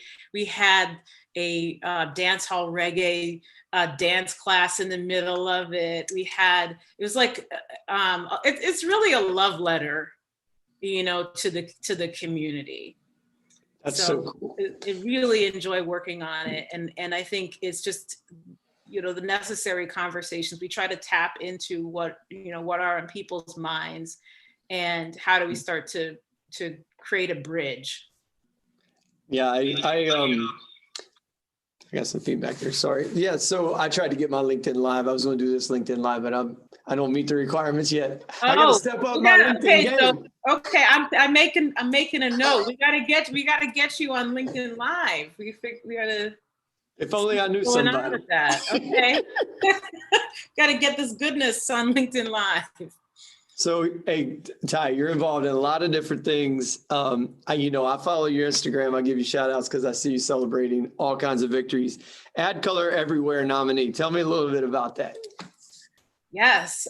So Add Color, for folks that aren't familiar with the event, it's an annual event that brings together creatives who care about diversity, inclusion, and belonging, making sure that stories get told, recognizing the power that marketers have. And so I say marketers like very broadly, meaning so marketers, people in advertising, communications professionals, we decide what stories get told. We decide what stories don't get told.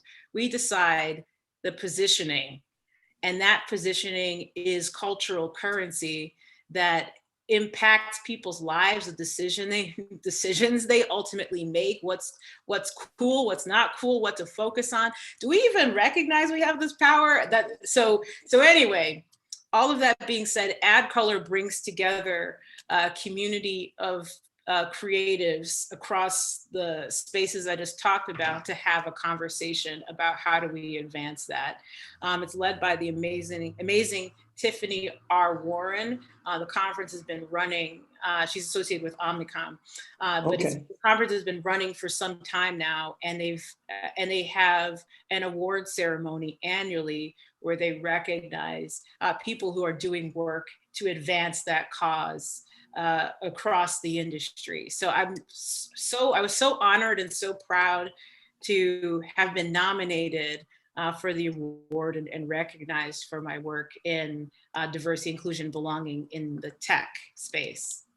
I think anybody who knows you and anybody just watching this video would say you're deserving of all the accolades. So, but wishing you the best of luck in however many rounds go or whatever the votes are. So, the award, the ceremony. So they did the ceremony virtually. I did not win, but I know. But the person that won was incredibly deserving of the victory. I do not know how they decided.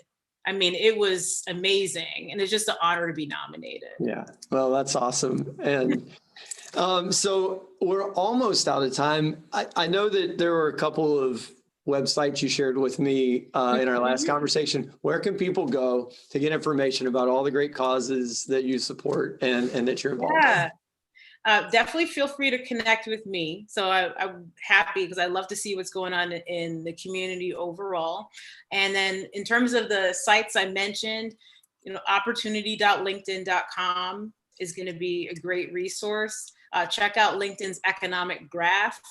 So you can just search for that and you'll find it as well. And then also want to underscore and highlight, shameless plug for b2binstitute.org. So b2binstitute.org is my team's website, and you can download all of the narratives that I talked about today. So if you're trying to make a case for more budget, download all-weather marketing, download marketing to the CFO, download trust in a time of uncertainty.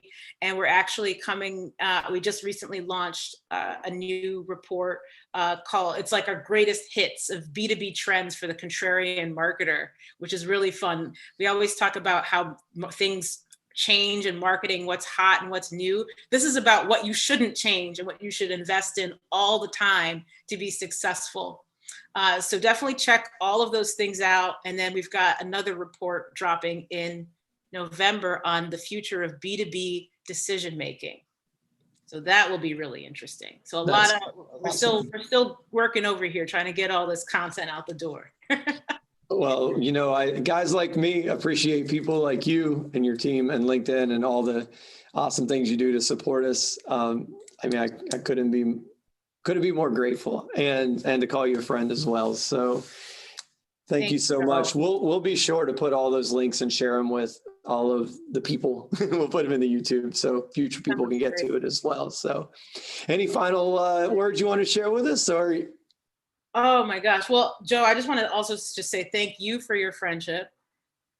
I want to acknowledge you for creating this space. And I think, I mean, this conversation about where we are 1 year, who could have imagined we'd be in the position we're in?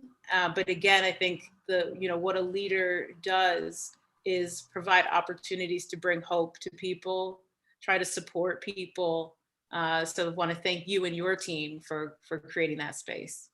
Thank you so much for that. Thanks for your kind words. And well, I'll let you go at this point. I'm going to go get back in with Roy and check in and move forward. So thanks, Ty. We'll see you later. Nice talking with you. Always a pleasure. So I now have a love-hate relationship with Ty. I love Ty, but now my hand hurts so bad from trying to write and keep up so much. Lots of good notes to take there. What an amazing person, and how many amazing things that she's doing. I once heard it said that if you want something done, ask a busy person. And I think she is the epitome of a busy person. And somehow she managed to do all of these great things. What, it's so amazing. And keep a calm about her when she does it, right? Yeah. It's always cool for me to peel back the curtain and see like who thinks about what LinkedIn does, right? Like I was telling Ty, it's a free app, and we complain when something doesn't work and we don't get to see the real purpose and the real mission. And so to humanize something like that and say, this is what's really going on, and these people really do care. I mean, it's not just her, but like she said, I pitched an idea. We've all worked on something before where we've put all this work into it and then walked in the room and says, this doesn't apply anymore. And all the work we did is for naught, because the right direction is the opposite direction, because now we have new information and we know how bad that stinks. And there's usually somebody in the room that says, yeah, but if we could just repurpose this, and so it's not all wasted. But her team didn't do that. They all stood up and said, yeah, it's the right thing to do. I mean, that's amazing. It's an example of, I think, what all teams should be, and a great example of what a leader should be as well. Yeah. As I was listening, one of the things that really stood out to me and kind of hit hard is when she was talking about, as they've created some of these groups, that they've created a safe place for them to get together and talk about the things. And I love how she said that there's no transformation without conversation. But on the other side of that, they didn't stay in their group. They then have other areas where we're getting together as everybody gets together and we get a chance to talk about it. And I love the ability for us to get together and have conversations and learn about each other. I think even you were saying that in there, that we have the opportunity to, as we know more, we actually can connect more with one another as we're talking. And so it's really cool that both of those things are taking place. The safe place for the questions, and not to bring like religious in it, but like a lot of times in a church group that I'm in, they talk about all the things that they want to do in order to be better people.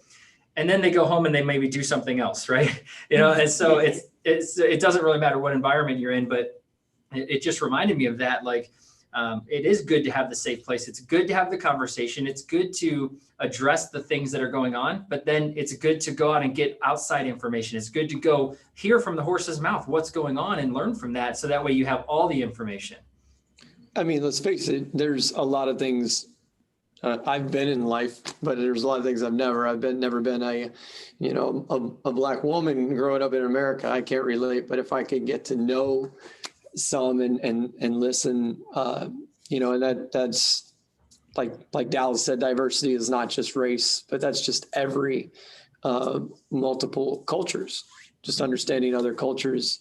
And the only way to do that is to connect with them, ask questions. And I just think it's awesome that she's created a platform for that with that particular group.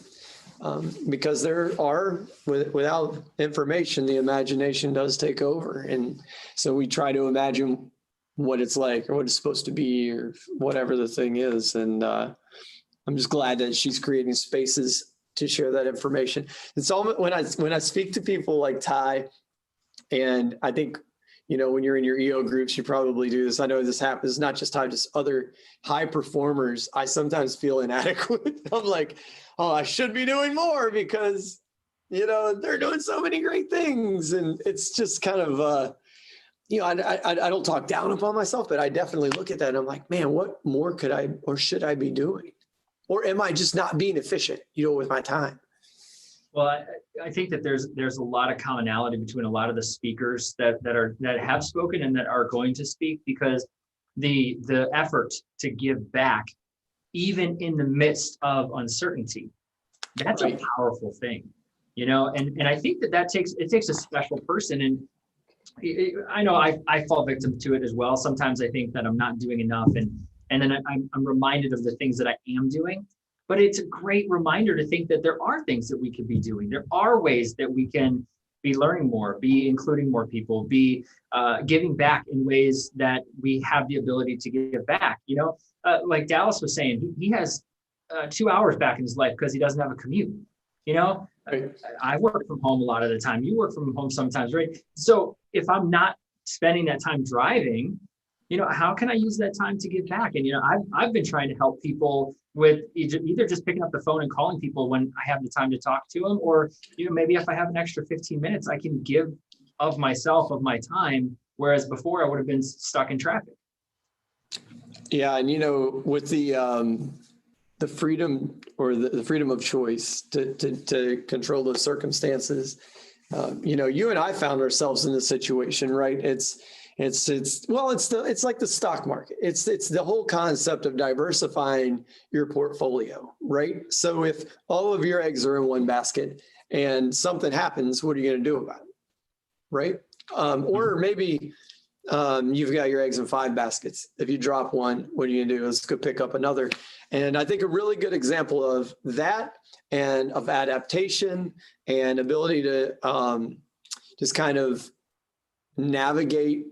I told Ty, I said, with adversity comes opportunity, right? And so as COVID comes in and the economy is going a certain direction and people are dialing back their advertising dollars and certain things are on sale, certain things are popular, what are we going to do? So you and I created a brand. We said, hey, we're good marketers. We know how to create brands. We know how to run businesses. That's kind of what we do. We do it for our clients. Why couldn't we do it for ourselves? So this year, I think one of our greatest victories was creating Pure Lotta. And so for anybody who's watching who doesn't know what Pure Lotta is a subscription box. It's a membership box where each month you get 3 samples of CBD products to try, find something you like, then you can buy more of it. And standing up that company was important because subscription box models are popular. They're kind of fun. You're shopping from home anyway right now, right? So why not? And rather than going to the store, it's going to be delivered directly to your house. And with the more information that we're obtaining about CBD and the benefits of CBD products, and with the rules and the laws kind of loosening it up a little bit, people understanding, hey, you're not going to get high off of, a CBD roll-on or a CBD, muscle cream or something like that. With people, kind of where with the laws kind of loosening up on that, it created an opportunity in space where we could bring the CBD industry and the subscription box model together and create a unique opportunity in the space. And I think that's a huge testimony to adaptation. I think it's also the entrepreneur spirit. Yeah, I was always been excited ever since we started talking about it, because there's so many things that I don't know about CBD.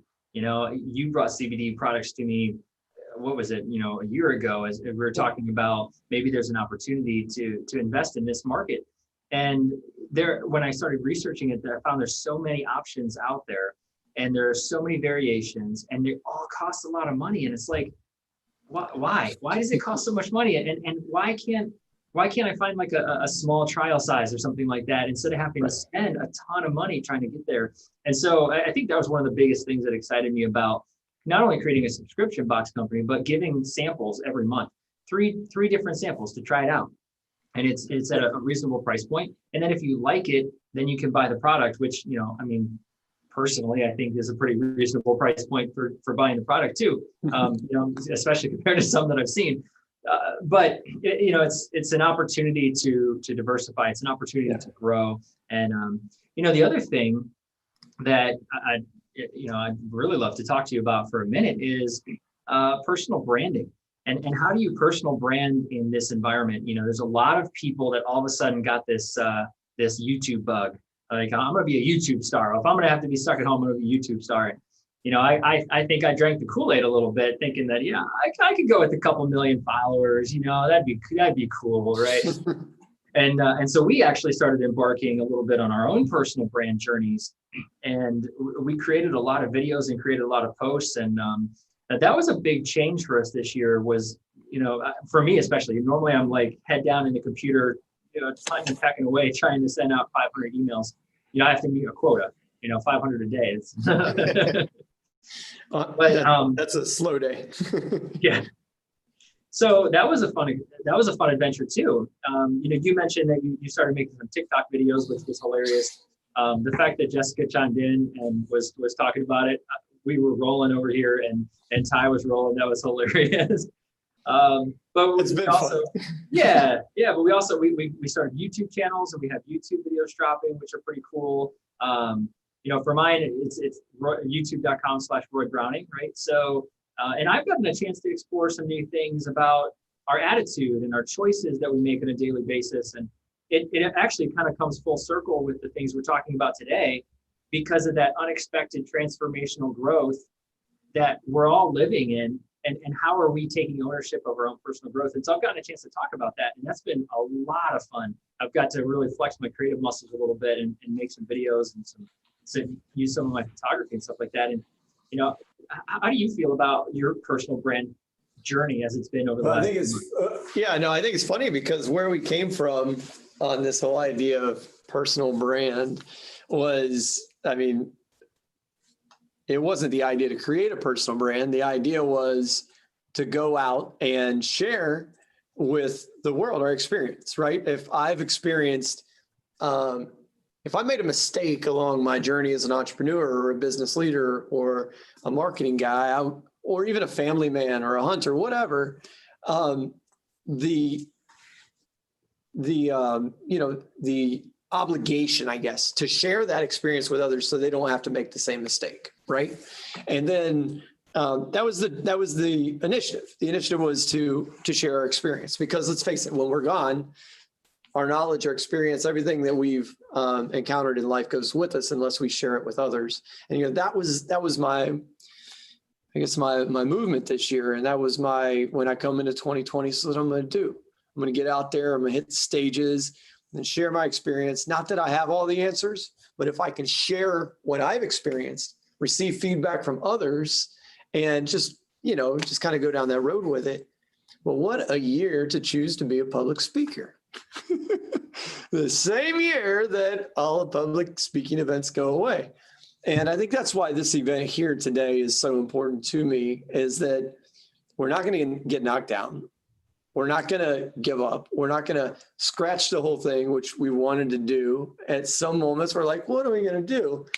And so for my personal brand, it's less about me and my brand, and it's more about, did I experience something I can share with other people so that they can be better, learn from my mistakes so they don't make the same mistake that I made, and then leave that legacy. JoeMans.com is where all this stuff is. So, by the way, there's 8 minutes until our next speakers, and you're really going to want to stick around, because it's going to be an exciting one. It's going to be me and Roy and 2 other guests at the same time, having some really cool conversations. So just let everybody know, 8 minutes from now, that's when our next speakers come on, as we're continuing to talk about Roy's personal brand, my brand, and Pure Lotta. How many hats are we wearing right now? JMC Brands, Pure Lotta, AdGrid, 614, Joe, Roy, all kinds of really cool stuff going on. Yeah. So I guess we are keeping up with Ty in that sense. Yeah, it's been busy for sure. But, I mean, the people that we surround ourselves with, and I love the fact that, every initiative that Ty was talking about, it was an inclusion initiative with other people that Right. came in alongside her to help her to make it bigger things. And what is she said that when she was the president of the Black Inclusion Group, that she wanted to do something that lasted beyond her. And correct me if I'm wrong, that's where Transform Her came from, right? That's right. Yeah. So, what an opportunity to use some excitement, to use something that's new, to use, maybe some, like a new organization or a new initiative. And then you have the opportunity to bring in a great team of people to help support and to grow it bigger than we are, right?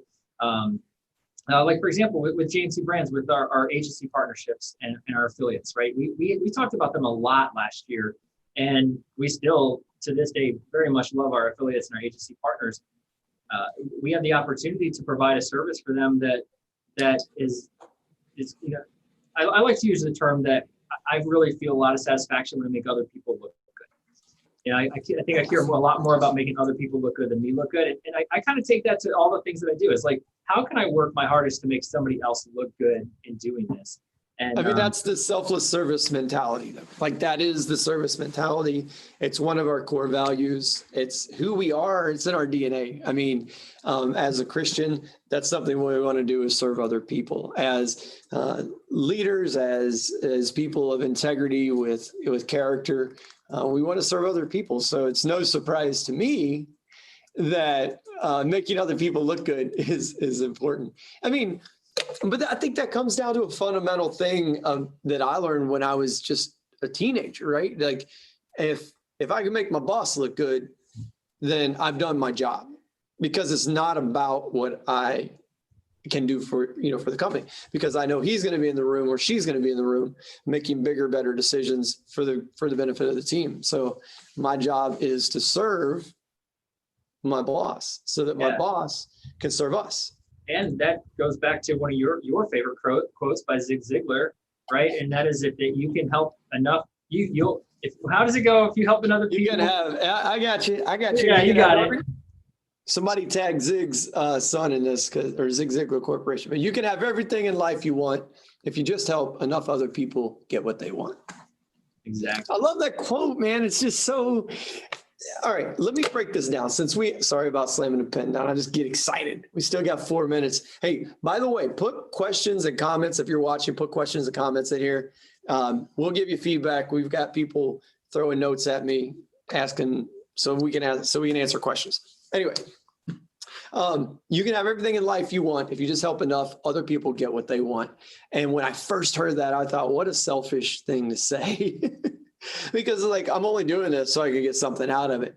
But then Zig digs deeper into that, and he explains how this is what you're trying to do. You're trying to change your mindset. If I'm focused on helping you get what you want, I'm no longer focused on getting what I want. So not only now I have a service mentality, but what I want has shifted. I'm not looking for a new house, a new car, bigger things, better things.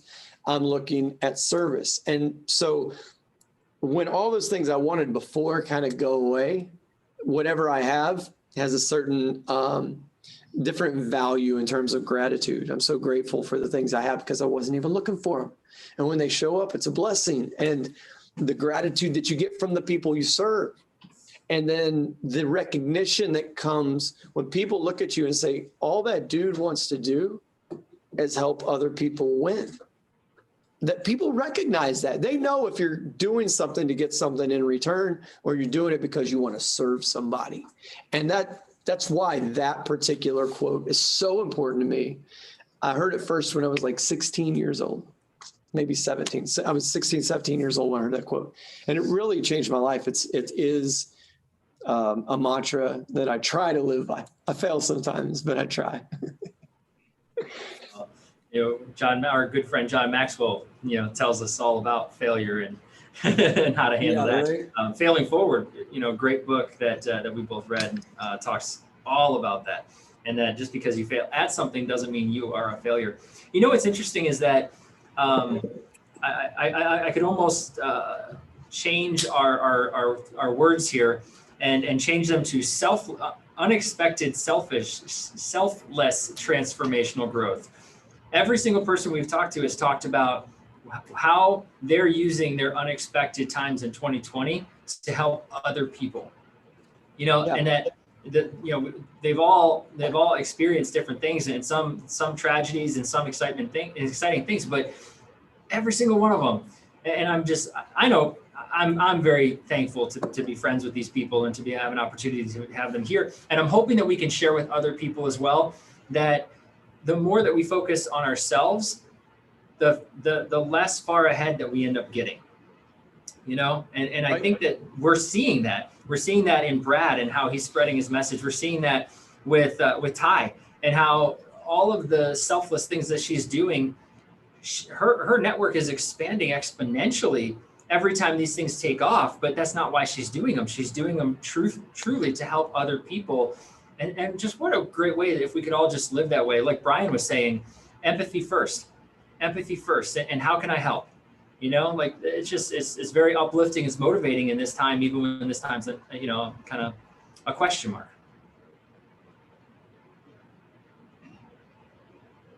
Oh, you're muted, Joe. My bad. Sorry about that. Hey, so I responded to you and you didn't even hear me. I'm just kidding. Well, I think we got about 45 seconds, and then our next guests are ready. Would you like to announce our next guests? Yes. So I mentioned our good friend John Maxwell, and the first place that Joe and I met our next guest was at the international conference for the John Maxwell team, because these two amazing individuals are actually they lead the marketing track for the John Maxwell team. And we got a chance to have some great conversations with them. They are entrepreneurs. They own the Squeeze In restaurants. And I imagine they are going to have some very interesting things to tell us about the restaurant industry and how that has been affected over the last year. But I believe we have a video to start things off to show a little bit about what they've been doing. So Kay and Shai are going to be joining us here in just a minute. And first, let's take a look at this video.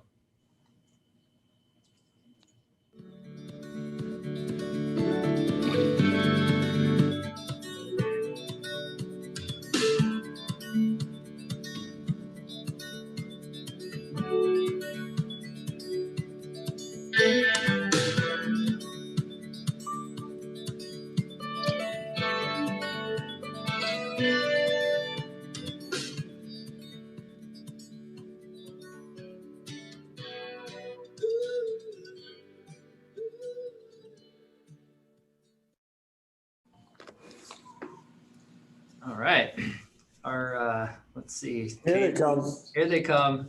Hey, there they are. Hello. How are you guys doing today? Good.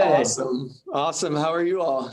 Wonderful. We're so fired up. We've been tuned in this morning and just loving all of the nuggets and casual conversation and just kind of hearing the camaraderie and the similar desires across the group is heartening. Well, one of, I think, the similar desires that's been so beautiful is this heart to serve. It seems like there's so much service going around, and what a beautiful place. You guys have consolidated some great leaders. Thanks so much. You know what? I mean, who would... When we last year, we're trying to pick who were going to be the speakers for last year's conference, right? I don't know how we ended up with such a great lineup and such a synergistic group of amazing people who've never met each other before. We didn't even pick them all up out of the John Maxwell International Conference either. They all just from all different walks of life come together and have the same desire to serve, and just that's definitely been displayed today and will continue to be displayed the rest of the day. So, and you're no exception. We're just glad that you're both here. Thanks so much. Thank you. It's an honor to be here, and we're excited. We loved last year. We had so much fun, and boy, have we learned a lot in the last 12 months. Well, then let's start with that. How has there's three things that we want to at least cover today. Your 2020 journey, any setbacks which I imagine there have been one or two bumps in the road, and what victories that you have been able to celebrate. We're looking for the adaptation that's occurred over the past year. Well, if you're anything like us, then April was the longest year of your life. No joke. It was crazy. I know March, April, May, for many of us who are in the small business space, was incredibly challenging. In case you're not familiar with us, you could probably surmise from the video, we own a chain of restaurants. It's a breakfast and lunch restaurant chain called the Squeeze Inn. We have 11 locations across 4 states, and it's not the best year to be a place where people non-essentially gather in large groups and do a respiratory activity in close proximity. So we've had to make a lot of adjustments and a lot of adaptations, and we owe a lot of being able to stand here and talk about it due to our ability to look at those lessons, conquer those challenges, get squeezed really hard and have the pain hurt, but barrel through and find some things that worked for us and ultimately saved our family business along the way. Well, let's take you back to a quick scene. It is March 16th of 2020, and we are 48 hours prior to our restaurants being completely shut down, to go and curbside only. And that 48 hours, we started doing everything we could. I mean, extending the financial runway, cutting what we could with vendors, bringing down our quantities, stocking up on to-go products, doing everything we could to weather the storm. But come the day of shutdowns, I believe it was March 18th that morning, we lost 85% of our business's revenue literally overnight. And you don't lose 85% of your staff. Or 85% of your the bills Yeah. or your Right. rent. So it definitely took some creative strategy to get us through. So we worked harder than we'd ever worked for the least amount of money we've ever earned. But we spent that first week really going into a lot of action around that financial runway piece, talking to our landlords, talking to our vendors, figuring out what kind of different negotiations we could have and what kind of marketing strategies we were going to employ. And then in the next week, once we kind of had some of those things settled out and we're able to look at the cash forecast and say we had at least 2 weeks, what can we do? We started to look at what are some of those things that would raise money? What are ways guests are pouring their hearts out saying, how can we help you? How can we support you? And so we kind of threw out ad hoc an email to our list, which we're very, the Chinese proverb really applies here. The best time to plant a tree is 20 years ago. The second best time is today. Well, if you don't have an email list or a list of your best clients or guests, I hope that the pandemic taught you that you should start building it now. And lucky for us, we had been building that over the last 12 years. So we were able to go to our list of eggheads, as we like to call them. We've got over 50,000 email addresses in our database and mobilized our audience and said to them, here's the 5 ways you can help Squeeze In survive.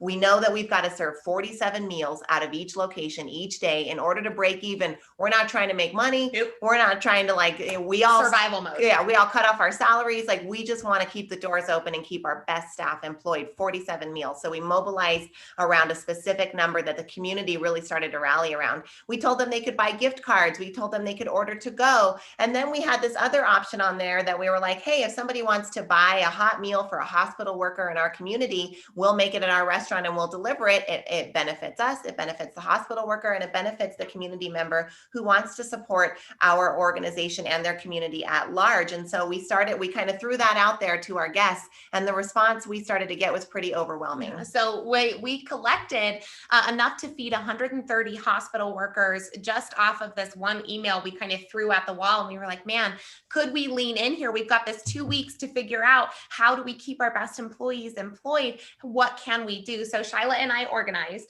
a 5-hour community live-a-thon where we did a telethon-esque show on Facebook. We had a couple hundred people hang out with us for 5 hours.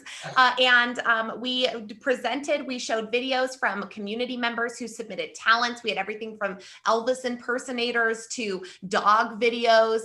The Reno Philharmonic submitted, the Great Reno Balloon Races, organizations that our business had supported in the past poured forward their content for our telethon. And ultimately, we were able to raise enough to feed 3,600 hospital workers and in our community, including the VA here in our community as well. And that literally saved our family's business and carried us through until we were able to open our doors again. We would not have been able to make payroll if it wasn't for that. So we were blessed, and that was probably the biggest adaptation that we made in response At least to the most successful one. We threw a lot of spaghetti at the wall, like smoothie kits, grocery stuff, home delivery, like, eggs. It's like, what will work? What are we looking for? And when we saw traction with this one idea, we ended up doing a second special. We got more talents. We ran the campaign kind of through April. But as Kay said, without a doubt, that money that came in, 3,600 meals at $10 a meal, it's $36,000 that we were able to bring in and cover those 3 crucial payrolls to get us to Mother's Day when we were able to open, and then PPP coming in during June. So that was definitely our biggest win and biggest adaptation, but there was a lot of work in between. And that video that we showed right there at the beginning was a local videographer said they caught notice of what we were doing and asked if they could come in and create kind of hey, I want to just show this journey of the food going from the squeeze in into the hospital. So got to kind of showcase that there at the beginning, and you got to see all of our safety precautions that we have now had to put in place in response to the pandemic. Wow. Okay, hold on. You guys just unpacked a whole lot. And I love it. I love it. I got to start first with the transparency by just saying, help us survive. Like, that is so humbling, and just, I don't even know, I can't even find the words to say, but I love it. I just love it. And I think that you can only do that if because of the tree you planted, not only in the investing in your email list, but the relationships. People don't come out and do what they did for you if you have not invested in relationships with them. And what a huge testimony to that. I mean, I got to go to the next piece now, is creativity. Come on, you came up with throwing eggs on wall. No, you probably literally didn't throw eggs at the wall. Well, I don't know. Maybe you did. Maybe there were some moments where you're throw the eggs at the wall. But creative strategies for your marketing, but being respectful. See, here was the thing. As marketers at an agency, there was this dance that we had to do about respecting others. Is this the wrong time to market to people?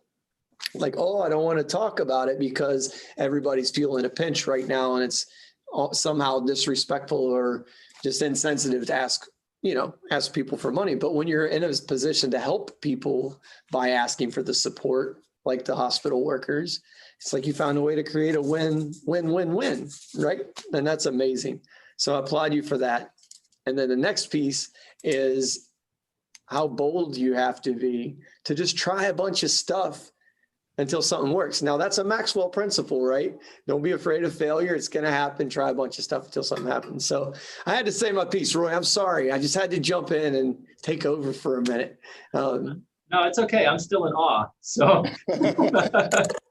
that's what we were just saying. Like the one thing about this day so far that's been like the common theme is we just kind of feel a little bit insignificant at times when we see so many people, and not in a negative way. We're not talking down on ourselves, but just seeing the amazing things and all of the amazing things that so many people are doing, yourselves included.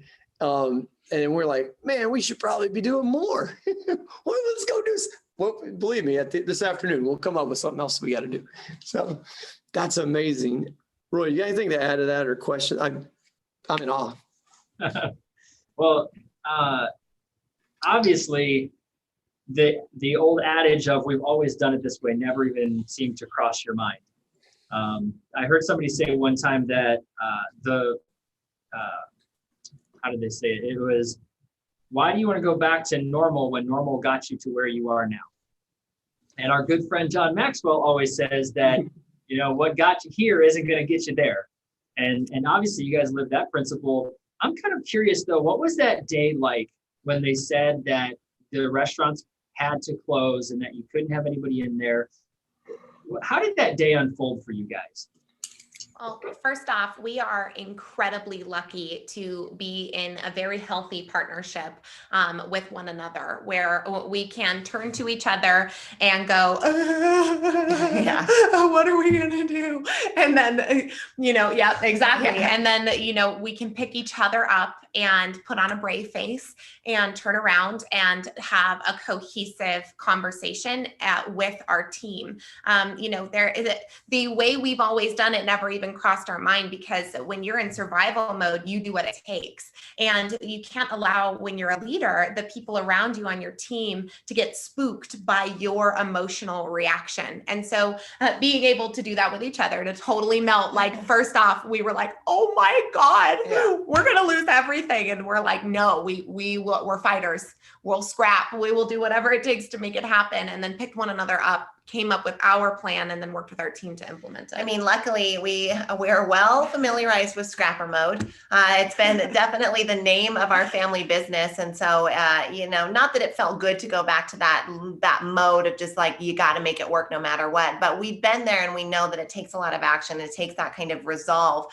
A reporter asked us kind of midway through spring, how long can you guys survive like this? And we said, as long as it takes. Like, we're just so committed. Like, it doesn't, we will survive. We will make it. And we know that we can get through this. We're going to do everything we can to protect our people, our core staff that we care a hell of a lot about, and protect our community businesses. And of course, our family livelihood, our entire financial lives were on the line as this came through. And of course, wanting to be respectful of the health and safety piece of it. The economy is not more important than actual human lives. And that was a flag that we flew high and proud through all of this. Look, if some of our business has to die so that actual human people don't, we're willing to accept that. But gosh darn it, we're not going to not do everything we can to try and save that business. So we did this together, Yeah. But we also never wavered from knowing that we were going to try everything that we could. And so when we came to next our leadership team and kind of our headquarters administrative team, it was very real. Like, we were vulnerable about it, and like, this is the financial situation. This is where we are. This is all the action we have to take. And we need you guys to wear about 15 more hats and assemble around this mission. And some of you that you're the HR ladies going to be out delivering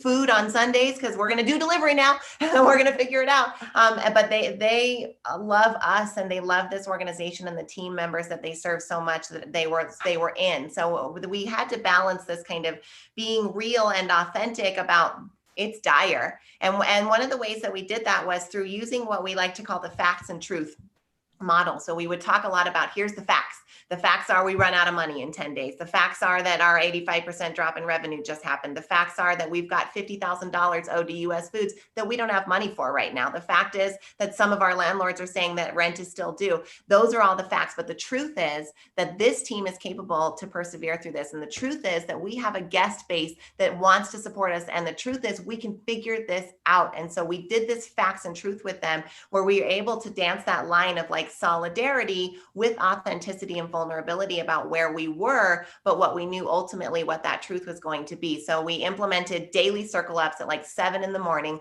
with that HQ admin team, so that we could just talk each day. What are the issues? What's going on? What are your deliverables for the day? And none of us could sleep, so 7:30 start time was great. Right, because you're just up and worried and things. And then we started doing these weekly calls with all of the managers in the stores, like that, which was basically the only people who could stay employed at that point. And they're our most, bought in team players. And we started telling them the facts and the truth, and telling them what our communications with the guests were, and talking about what they could do, to help gather more sponsorships and make those to-go orders special, and bring out the experience from our dining room and into the guests' dining room, because that was now we needed to transfer the love and the actual experience of our destination into their home destination. So that was a transfer for us as well. So it took a lot of action and a lot of resolve, a lot of communication, both internally and externally, and then really dancing that line of vulnerability with resolve, I think, was something that really helped our team come through that. I think you talked about two of the itties, vulnerability and authenticity, but we also, I think, left out specificity there. Mm-hmm. And you touched on it at the end, but getting really specific with our team and with our guests. We need the 47 guests a day.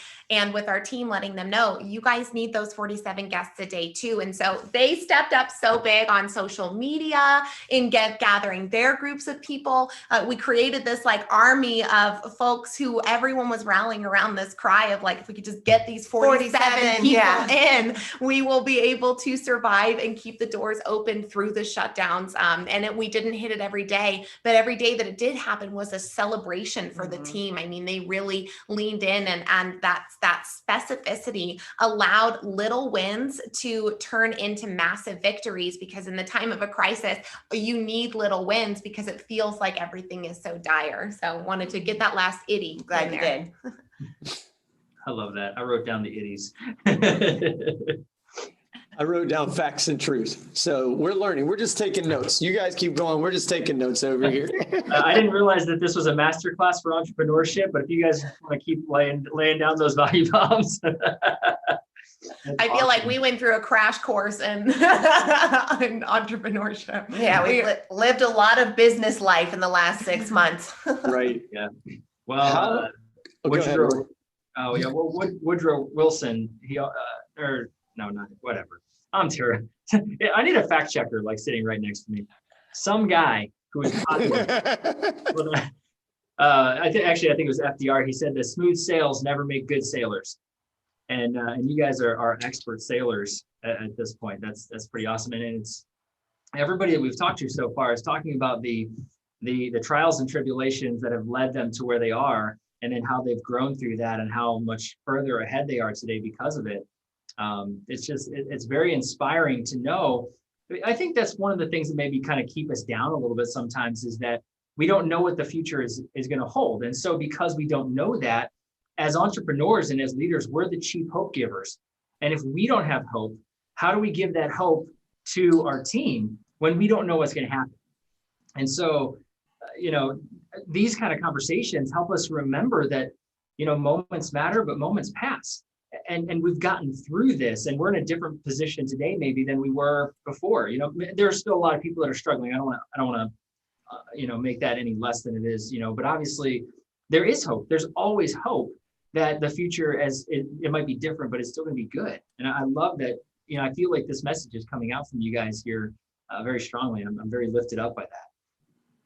Well, thank you for that. And just, we like to think that, those first few months were really triage, like we just stopped the bleeding. And then we've been laughing with our team, like, okay, now we're in ICU business. Okay, now we're just in regular ER, but like we're still in physical therapy. Physical therapy of getting better from this in terms of our business is going to take years, and we're still upside down. So revenue hasn't recovered fully, but trying to figure out the profitability now of what it looks like with to-go, with sanitization, with masks, with extra steps, with only 50% capacity, with outdoor dining, like it's completely different now. And so our industry is on its head. 1 in 6 restaurants, independent restaurants, is closing right now in the country permanently. Like restaurants are really hurting. The profit margin's already razor thin.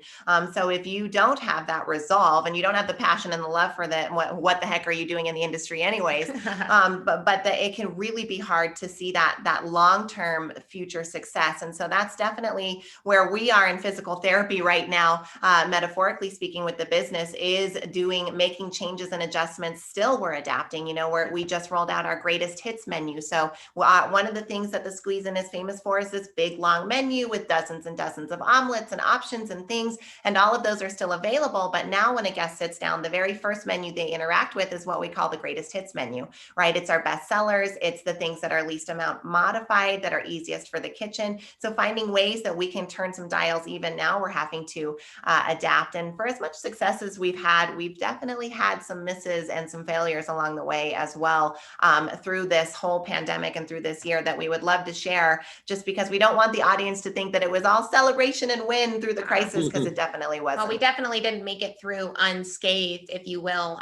But I love that you touched on hope, because I think that like a lot of people have this perception that if you carry hope or you have hope, that it means that you also aren't experiencing heartbreak. And even though we had hope and still continue to have hope, our goal this year is like, if we could just $1 of $1. profitability, $1 for the whole company. If all of the companies could come together and we make $1 this year, we will be thrilled. But you know, we did lose a location and had to close one at the beginning of June, the first restaurant we've ever had to close in the chain. So we've moved into buildings. We have never moved all of the decorations and the tables and the kitchen equipment out of a location before. So that was a first for us. But the hope still has to remain. And that's one of the burdens of leadership, is that you have to carry that hope even through the heartbreak for the sake of the rest of your team. And sometimes that means making really difficult decisions, like looking at one store that's starting to drown the others and having to make the choice in order to save the other children, if you will, Yeah. in order to feed less mouths. Yeah, that was tough. That was tough to close and lose that location in the beginning of June. But ultimately it was the right thing. And that facts and truth model was something that we used a lot with our team to reflect this hope and realism piece, right? Like the facts are that realistic piece. It's like what we're calling the peanut on the inside, but the hope is the chocolate around it. It's that truth, that overall sweetness. And so in a situation like this, you've got both. There's no bones about it. Like there are some hard facts, there's some hard realism. There's a hard nut inside that. A hard nut, right? But the chocolate is so sweet, and it's what makes it worth it. And so that hope piece really is an important component, I think, to long-term commitment from a team, from guests, and ultimately building that relational currency that's so valuable in today's marketplace. Yeah, we actually, because our team is so remote and everyone enjoyed working from home so much, you know, we asked the question of why do we have an office space? And we had a gorgeous office space. I mean, you know, I used to brag about the story of coming from a shared office space where we had like a little closet as a kitchen and the bathroom was the only running water, to having a huge kitchen and tables and chairs for everybody. And you know, it's kind of like this feeling of we've graduated, we got our own thing and everything. And it was so exciting. And then everyone's like, well, we're just good working from home. And why are we paying rent on this? And so we had to go through that activity of moving stuff out. And that was actually a lot more emotional than I thought it would have been. You know, I mean, to the point that I actually had to go through each room and just kind of say goodbye to the room for what it was and appreciate it for what it was. But then it helped me be able to transition into the next phase. You know, I get to see my kids every single day, whether I want to or not. There's no avoiding them now. Preach. I'm sure they're saying the same thing, Roy. Gonna see this guy. I'm just kidding. You know, I've worn the president title for a long time, but I haven't worn the principal title ever. And so now with homeschooling, I'm the principal. So, you know, as I'm working, I might be in the middle of a meeting and I hear a little tap, tap, tap on the door, and I see this little face peeking in, and I said, what happened? And then, you know, you kind of got to change modes to, do I have to discipline my child now in the middle of the day? So it's definitely pretty interesting. Hey, you know, you guys shared some photos with us that we would like to share with everybody. If we could put those on the screen and maybe you could walk us through, because we blew through the video at the beginning. So we'll put those photos up real quick and let you guys walk us through what we're looking at. And I think it ties back to the story about giving to the community. Can we do that? That's kind of fun. I'm excited for you guys to see this. They're cool. So this is one of the doctors at the VA who actually received a meal from us and was really cool. The VA, unfortunately, was one of the first places here in our community to experience a death from COVID-19, and it was one of their nurses. So really hard, but as soon as we had heard that happened, we reached right out to the VA and said, how can we help? Can we bring you guys meals? And we became one of the only restaurants in town that was delivering to them at the time. And as this initiative grew, more restaurants were like, hey, maybe we can do that as well. Mm-hmm. Next photo, please. Oh, okay. Yeah. So this is from the telethon. we dressed up, we did jokes, we did puppets, we had over 60 videos submitted and we played them all. As Kay mentioned, we had Elvis impersonators, dog videos. John Maxwell did a video for us, which was phenomenal, and an interview. We had a couple other just fun, random, like poetry, slam poetry reads and kids telling jokes. But this was one of our segments. The top one is we gave a lesson about one of our favorite lessons from Dr. Wayne Dyer, who talks about what happens when you squeeze an orange. What comes out is orange juice. Humans are the exact same way. When you squeeze us, AKA when life is hard and painful, what comes out is what's inside. So if you're bitter, if you're frustrated, if that is what comes out when you get cut off in traffic or get squeezed by life. So we gave that teaching. And then below you can see we got a little silly in our onesies after doing, I think, a yoga session. Oh, yes. Yeah. We had all kinds of cool stuff, and a father-son duo who played guitar in their jammies, and we wanted to match them. So a lot of fun. Oh, nice. Next photo, please. This is just some hospital workers showing their gratitude. I believe that this is the Carson Hospital in one of the communities that we got to serve. We got to serve 6 of our local hospitals. We were delivering food at least once or twice a week to each of these teams. So this was one of those teams expressing their gratitude. Some more fun photos, as you can see on the bottom there. This is our first one, right after our very first one. The very first one. What we ended at was 1,982 meals, and at $10 a meal, just for those business types, that was $19,000 for our business, which is a difference maker. Huge for payroll. And so that was a really big deal. But we did puppets. We had our pictures of different hospital workers getting their hot food. We had respiratory units. We also were able to coordinate getting those meals delivered to different departments. So we had everything from the custodial teams and security teams getting fed, to the administrators, to the nurses, to the actual doctors themselves. And then we also did an Easter special. At the top there, you can see we are delivering some eggs in a basket and telling jokes along the way. So had a lot of fun, even in the midst of the craziness and uncertainty. Oh, that's awesome. That is so cool. Yeah, it's amazing how much you guys are capable of doing. Because I follow you on social, and you have your new Kay and Shy group business page, right? So you have all of that stuff going on, which I love. I love that it's long form too, and you really get to experience behind the picture that you're taking. So that's great. And the John Maxwell team and Squeeze In. It's just amazing the amount of things that you guys are doing. Well, thank you. I bet you a lot of the viewers right now can relate to the fact that we identify as multi-purpose, multi-passionate entrepreneurs. And so oftentimes, especially teaching marketing within the John Maxwell team, many members and others who visit with us say, I have this interest in leadership coaching. I have this interest in marketing. I have this career that I'm already doing, whether it's education or nursing or HR or, fill in the blank in some kind of corporate career. But how do I choose, and what is it? And I'm also interested in youth, and we really share this idea with them that it's okay to be multi-purposed and multi-passionate and to have these different facets. What's not okay is to neglect them, to neglect your own passions and neglect your own desires, or to do them in a way that doesn't build long-term sustainability for your own happiness as well as for the initiative. So when people ask us, how do you guys do it all? We say, we don't. It truly takes a village, from caretakers and for our children, to our husbands being incredibly supportive, to the team of 5 people that work full-time in our office, to the team of 20 managers that run each of the locations, to the owners of the individual franchise locations. To the volunteer groups and John Maxwell team. Yep, we are very, very well supported with a community of people who rally around us to help us add value to those around us through both our businesses and, like you said, on our personal branding side of things.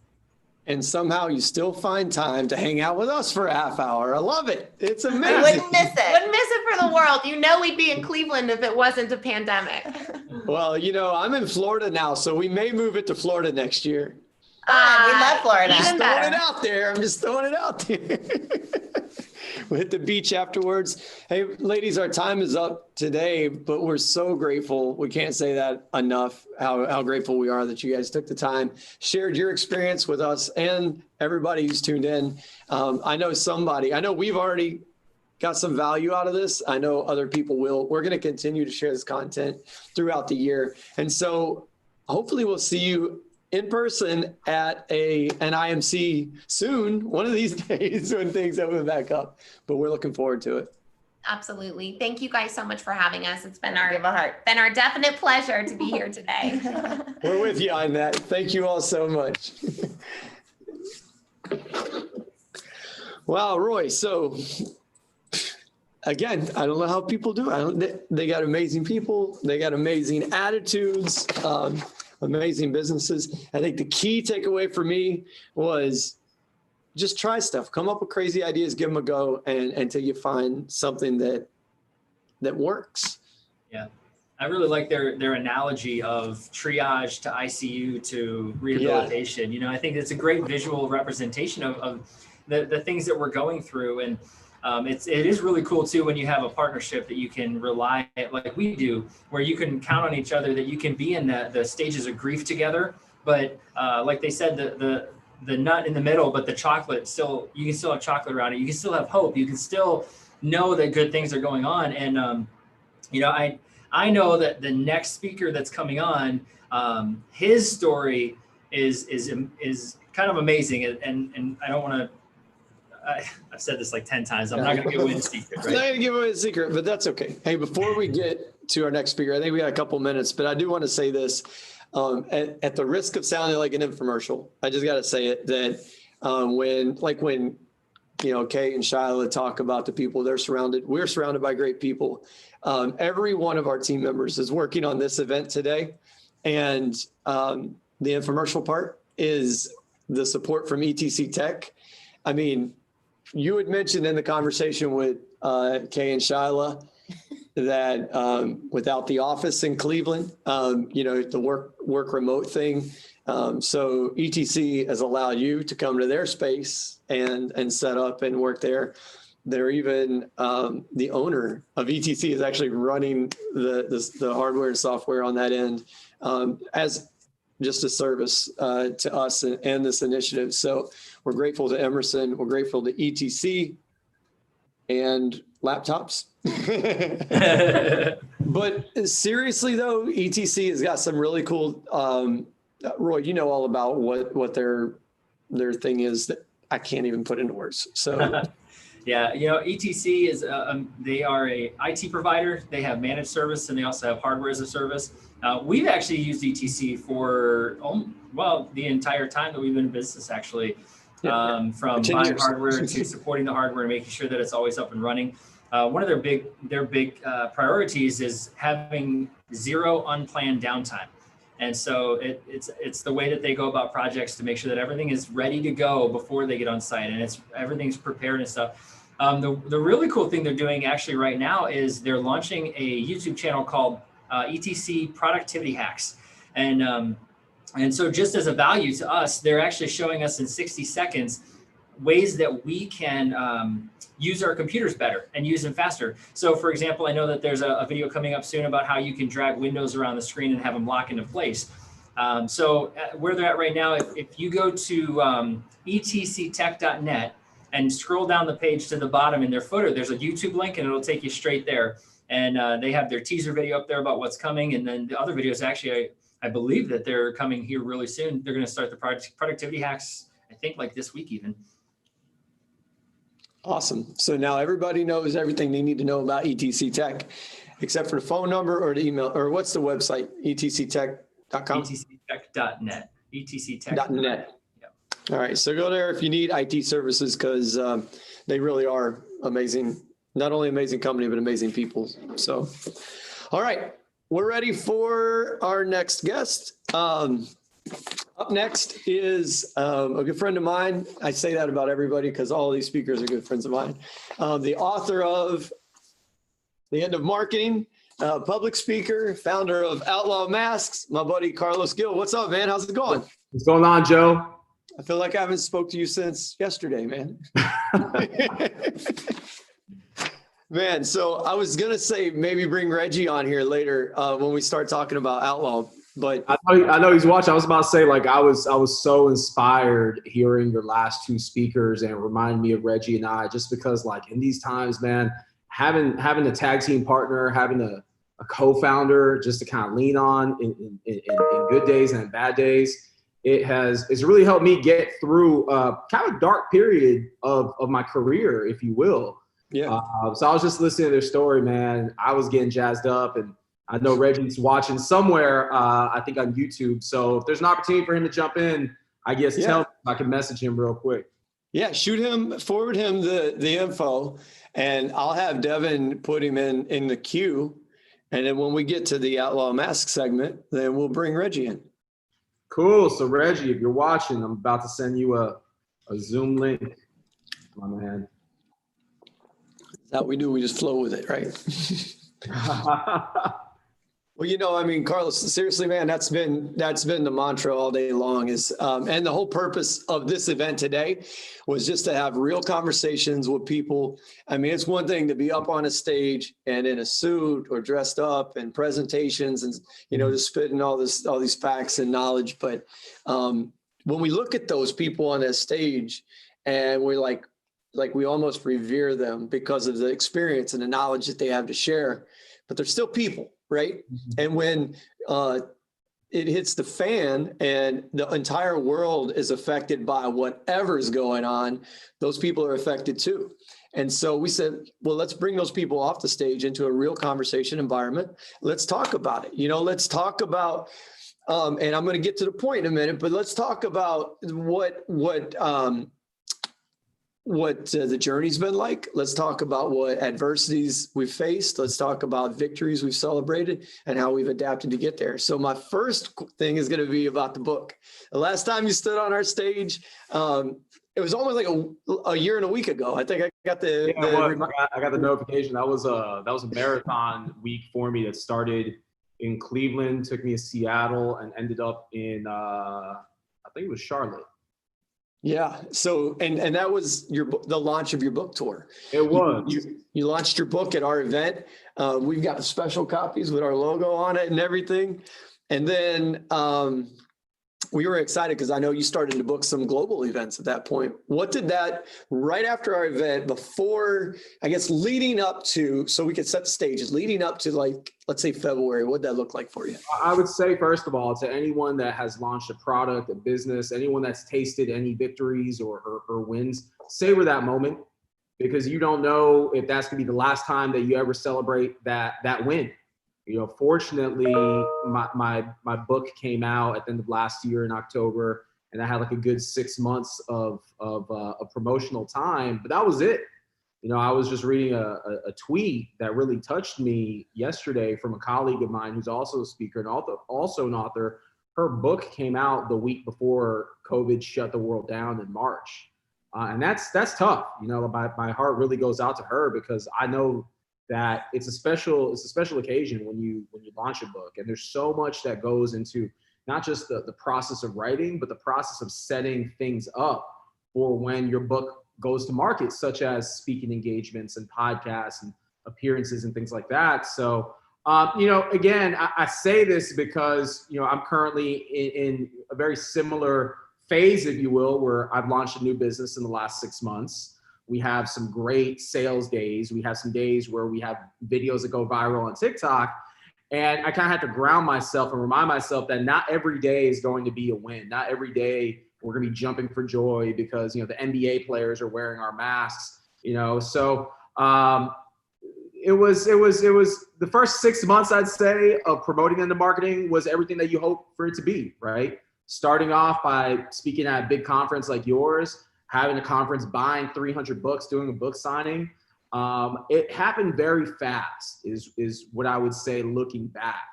You're just kind of on the go. And then COVID happened, man. And when it happened, there's nothing you could really do about it other than think through, what's my next move going to really look like? Because if you've gone through a recession before, like, I know I did in 2008, you really can't sit idle and lick your wounds for too long. You need to keep moving forward. You need to realize that everything is temporary. Honestly, success in business and life, it's temporary. Happiness, it's temporary.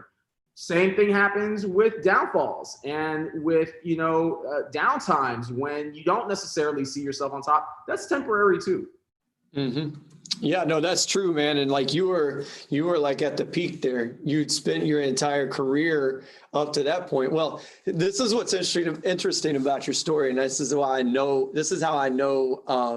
Well, so I know a little bit more because we talk, frequently.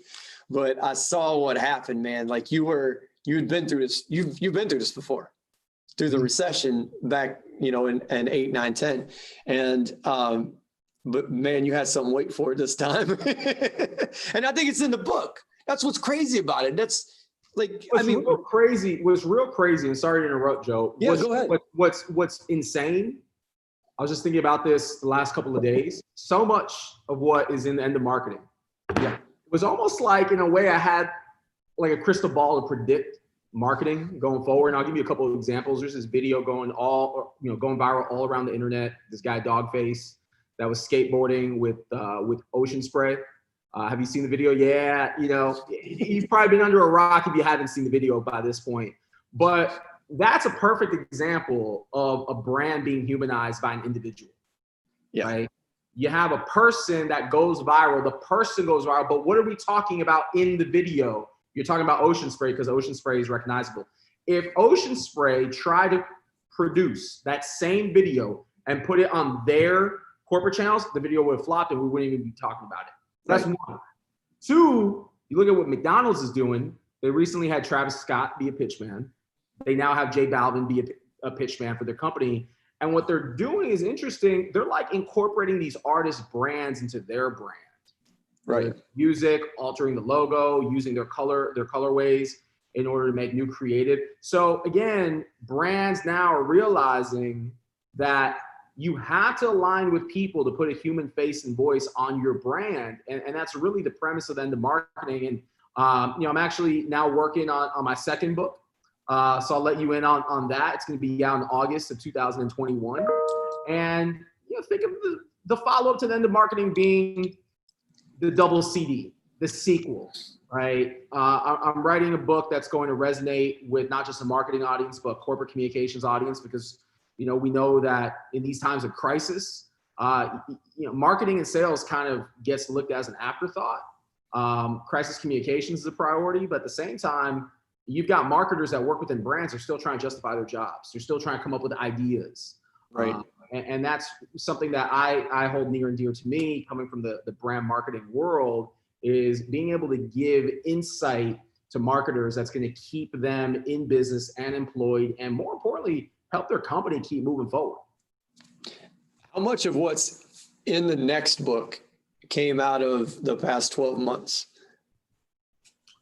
A good amount. There's a good amount from it. Again, kind of staying on this theme of humanization of brand.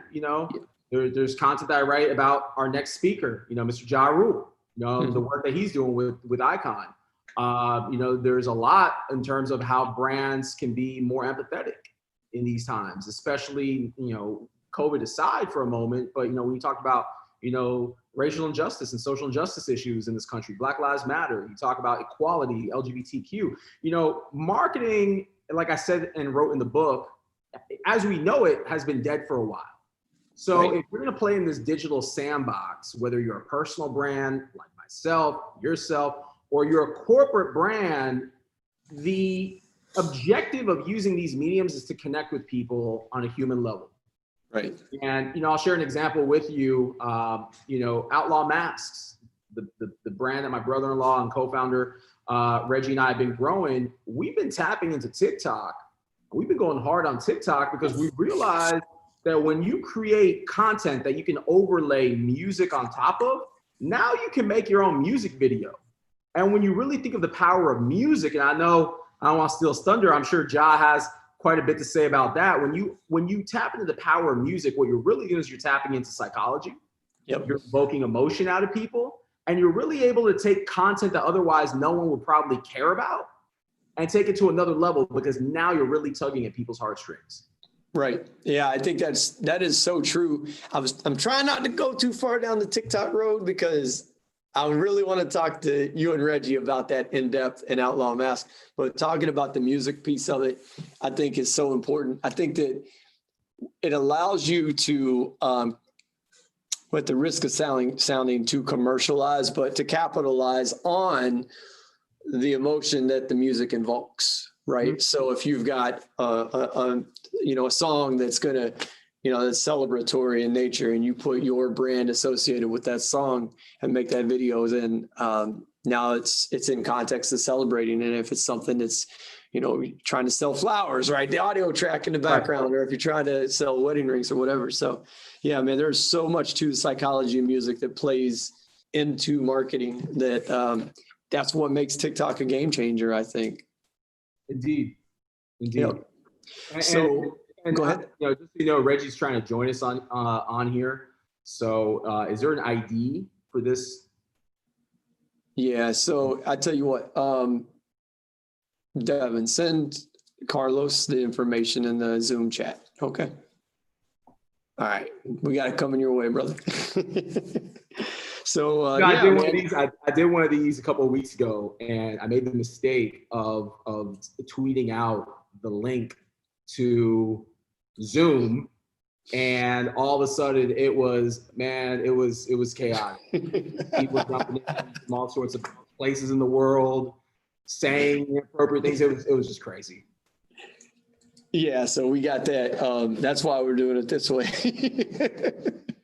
So yeah, I'm excited for him to join us, though. I mean, I've been wanting to meet Reggie for a minute. I mean, he's TikTok famous. He is TikTok famous. He is TikTok famous. I was just saying to my brother-in-law this morning, like, man, I've had to hustle for 12 years in this industry, and you just got in, young grasshopper, and all of a sudden you're TikTok famous. Well, we'll take that up with him in a minute. So how much, I think it's interesting if anybody reads the book or has heard you speak, you and I had this conversation about it too. It's like, we're brand builders. This is what we do. So in a moment where your entire business is, and you talk about Kay and Shai, who were just on, and they're in the restaurant industry, and they're, their requirement to adapt, to survive. Hey, if there's not an event for you to, people still got to eat, but if there's not a stage for you to get on, what do you do? And, you and I were talking about creating a new brand to allow you to leverage the skills and talents you have to come up with something new. And, that's why I say it's the old school saying, man, when there's not a door for you, you got to build one. That's right, man. That's right. You got to build one, or, what I'll say in these times where public speaking essentially went away, because, there's not conferences in person like there was prior to COVID. I've personally been going hard on podcasts. I'm typically averaging about 2 to 3 podcasts per week. And what I've seen is there's actually been like a resurgence in end of marketing book sales. There's always going to be a newer audience that you're able to reach through a podcast. And all of a sudden those people now, they're going to jive with something that you said. They're going to follow you on social media, hopefully. So, I think, again, man, it's like that old saying, work smarter, not harder, and you just have to adapt, no pun intended. But you just got to adapt to the environment. And, the worst thing that people can do in these times is get stuck in their own headspace. The worst thing you can also do is keep saying to yourself, when things get back to normal, that's one of the things that, I'm personally kind of tired of hearing people say, when things get back to normal, when COVID goes away. I know we get asked on a daily basis, well, what are you guys going to do when COVID's not here anymore? And you have to really live and work in the here and now. That's true, man. Hey, speaking of your book, one more time, I gotta keep mentioning it. Amazon #1 seller. That had to be a high for you. It was a high, but again, very short lived. And in life, you gotta celebrate the W's. Like I said, man, in the moment. It wasn't a #1 bestseller for too long. That's okay. Hey, one day is good. Or even 1 minute, bring it to the top. So has Reggie got what he needs? I think so. I think he's tapping in. Awesome. So let's go ahead and start talking about Outlaw Mask while Reggie joins us. So, You're a public speaker. You're going to do the book tour. You're going to tour the world. I remember we were putting things on hold on this end and everything, even with some of the other summits and things like that. That goes away. You say, I got to do something different.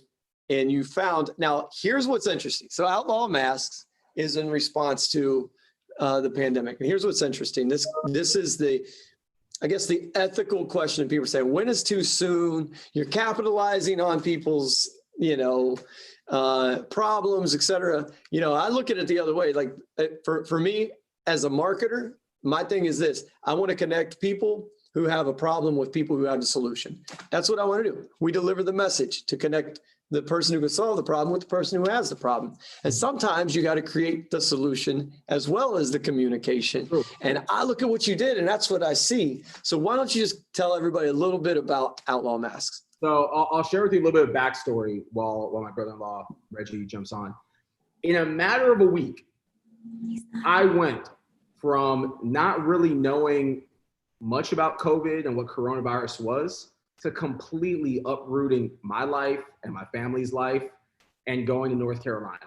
So that's kind of part of the backstory that I think a lot of people don't know, because we kept everything completely on the down low and we didn't say nothing. So to kind of paint a picture for you, this is beginning of March, and I'm at Social Media Marketing World in San Diego. Very first night of the event, opening reception. I go shake someone's hand, and they were like, I'm not shaking your hand. Kind of one of those moves. And I'm like, are you not feeling well? And he's like, have you not heard of COVID-19? I was like, what? And he said, coronavirus. I'm like, yeah, I think I heard something like on Twitter, on social media about that, but that's not here in the United States. And this guy, his name's Chris Penn. He's actually like a data scientist. Okay, like brands basically pay him big bucks, just like analyze data. He starts breaking down for me this just like scientific analysis of how COVID is about to like take over our lives. And I'm literally like, dude, I think you're full of it. I kid you not, Joe. This was a 3-day conference. By the third day, it was like day and night, my man. Like, as the conference progressed, you would like the vibe changed. People really weren't like interacting as much. It was just real odd. By my flight back home to Miami on Tuesday or Wednesday of that week, like people were starting to like, sit apart from each other. Some people were wearing masks. Like everything was just kind of different. And that's where I started calling Reggie. I was like, hey man, are you hearing about what's going on? So we start talking. I go to Disney on a Thursday to go speak at a conference. That was the day that the NBA shut down. And then we're like, whoa, this is serious. So mind you, in a matter of a week, it's like never hearing about this till all of a sudden the NBA is shut down. So we made a decision that as a family, we were going to literally stop what we were doing and go stay at a house in the mountains in Banner Elk, North Carolina. And, if you've seen Outbreak and Contagion and, all these kind of end of days movies, then you start kind of thinking through possible scenarios. So we're thinking, look, man, this is going to be bad. And the best thing that we can do for our families is head to the mountains. So that's exactly what we did. It was March 16th. We drove up. It was a whole caravan. Reggie and his family, me and my family, our in-laws, sister-in-laws, everybody brought a ton of food with us. And literally, man, you talk about like some doomsday prepper type stuff. That's what we did. So once reality sets in that we're going to be here for a while, then I was like, well, what do we do for jobs? Because money that you have saved and money that you've made here and there over the last few months, it's only going to stick around for so long. So every night, Reggie and I, we would do what's called stick talk. And we were staying at a house that was a cabin that came with these walking sticks. And we were high up in the mountains. So the house came fully equipped.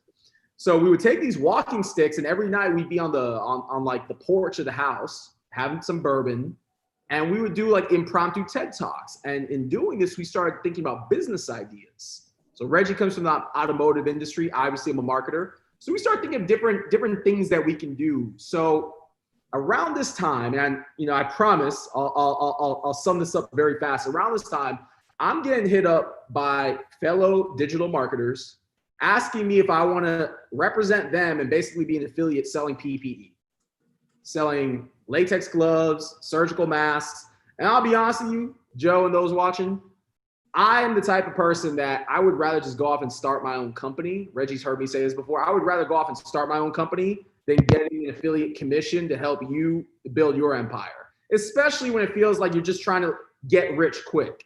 And that's one of the things that we've had to, yeah, exactly. That's one of the things that we as entrepreneurs have had to like really let others know, like, yes, we're selling masks, but we're not taking advantage of the economy. We're not trying to take advantage of anyone, because what we're actually doing is building a fashion brand with masks being the marquee product, if you will. So yeah. Reggie being from LA, me being from Miami, us loving fashion and hip hop culture and understanding streetwear culture really well. We came up with this idea to create a paisley print bandana mask, but a high quality mask, one that has a filter, one that doesn't go over your ears. It has a Velcro strap. You know, this is how the Outlaw mask goes. And, you know, it was a very fast kind of, you know, ascent upward, if you will. Within a matter of a month, we had a logo, website, we had procured our product, designed our product, and we were off to the races selling. And I gotta be honest with you, man, Outlaw Masks has really become one of the best things that's ever happened in my career. It's crazy to say that. It's really become one of the best things that ever happened to me professionally. That's an amazing story. Reggie, welcome, man. Oh, you're on mute. We can't hear you. Hold on, Reggie. We can't hear you, man. I bet when the day started, Reggie, you didn't think that you were going to be speaking at a conference today. When you're TikTok famous, you just got to be ready for these things, man. Hour of now. You just took yourself off and on a mute. And I think you guys might have to allow. Can you give him, make sure he's good on that? Yeah, our guys are checking on it, but yeah, well, that's an amazing story because it's so, you know, that's the power of getting together and just talking about the options. I love that. You know, again, it comes down to solving problems for people. If you pull your, like, and over today, we've heard it with just about every speaker guest we've had. It's been a story of, you got to understand customers, understand what their problems are, understand what their needs are, and help solve those problems for them. That's the number one question we ask as an agency when we consult with a client. What problem are you trying to solve? If you had a magic pill, what would it do? And, you know, you guys had the foresight that this isn't something that's going to come and go quickly. So if people have to wear masks, what can we do to help it be a better experience? I tell you, even this morning, and my daughter, she's like, I can't find my white one. I can't find my, because I was like, then wear the black one. She's like, it's got to match my fit, Dad. And so she was mad. She had 19 masks hanging up. She couldn't find the one that matched her fit. So what you guys are doing is awesome, because I think it does help meet a need. Exactly. I'm glad that you brought that up with your daughter. So like that was our thought process from the jump. Masks will be around for a while. Even after COVID blows over, it's going to be a part of our new norm. It's going to be a part of our culture. And the reality is that if you understand any concept of fashion, people want to have options in their wardrobe. They want to be able to match, you know, their shirt with the hat. They want to be able to match the mask with the hat, right? Or the shirt, or the purse, or the shoes. So I'll be frank with you, like this really fell into our lap as a no-lose situation, right? Minimal investment to start up our business and do something that no one was doing. And even right now, I really don't see anyone else out there that has, you know, the type of product that we have, and more importantly, the brand. And that's the fun part, Joe, of starting a business. And I'm sure you can relate to this with Pure Lada, is building a brand is fun, man. You know, giving that brand a personality, giving that brand, you know, curb appeal to others on the outside. That's where, again, as marketers and as entrepreneurs, you really have to go hard in the paint. I'm telling you, Pure Lada has been one of the most experienced. Hey, can we hear you, Reggie? Definitely. Can you hear me now? There we go. Hey, we got Reggie in the house. Whoa, let's go. Hey, and that's what made him famous right there. Let's go. Man, I'm glad you could get in and join us, man. It's the first time I got to meet you. Yeah. Nice meeting you. This was completely unexpected today, but this is a part of being an entrepreneur, I guess. But just winging it. Gotta be ready to react. That's right. Hey, man, hanging out with Carlos, you got to expect the unexpected. Absolutely, man. Absolutely. Well, thank you guys for having me on, and I'm enjoying this journey and this ride, man. It's fun. So I got to ask you, and I'll ask the both of you, and whoever's best fitting. I got to dive into this TikTok thing because it's not just TikTok, but it was your approach to getting that genuine response.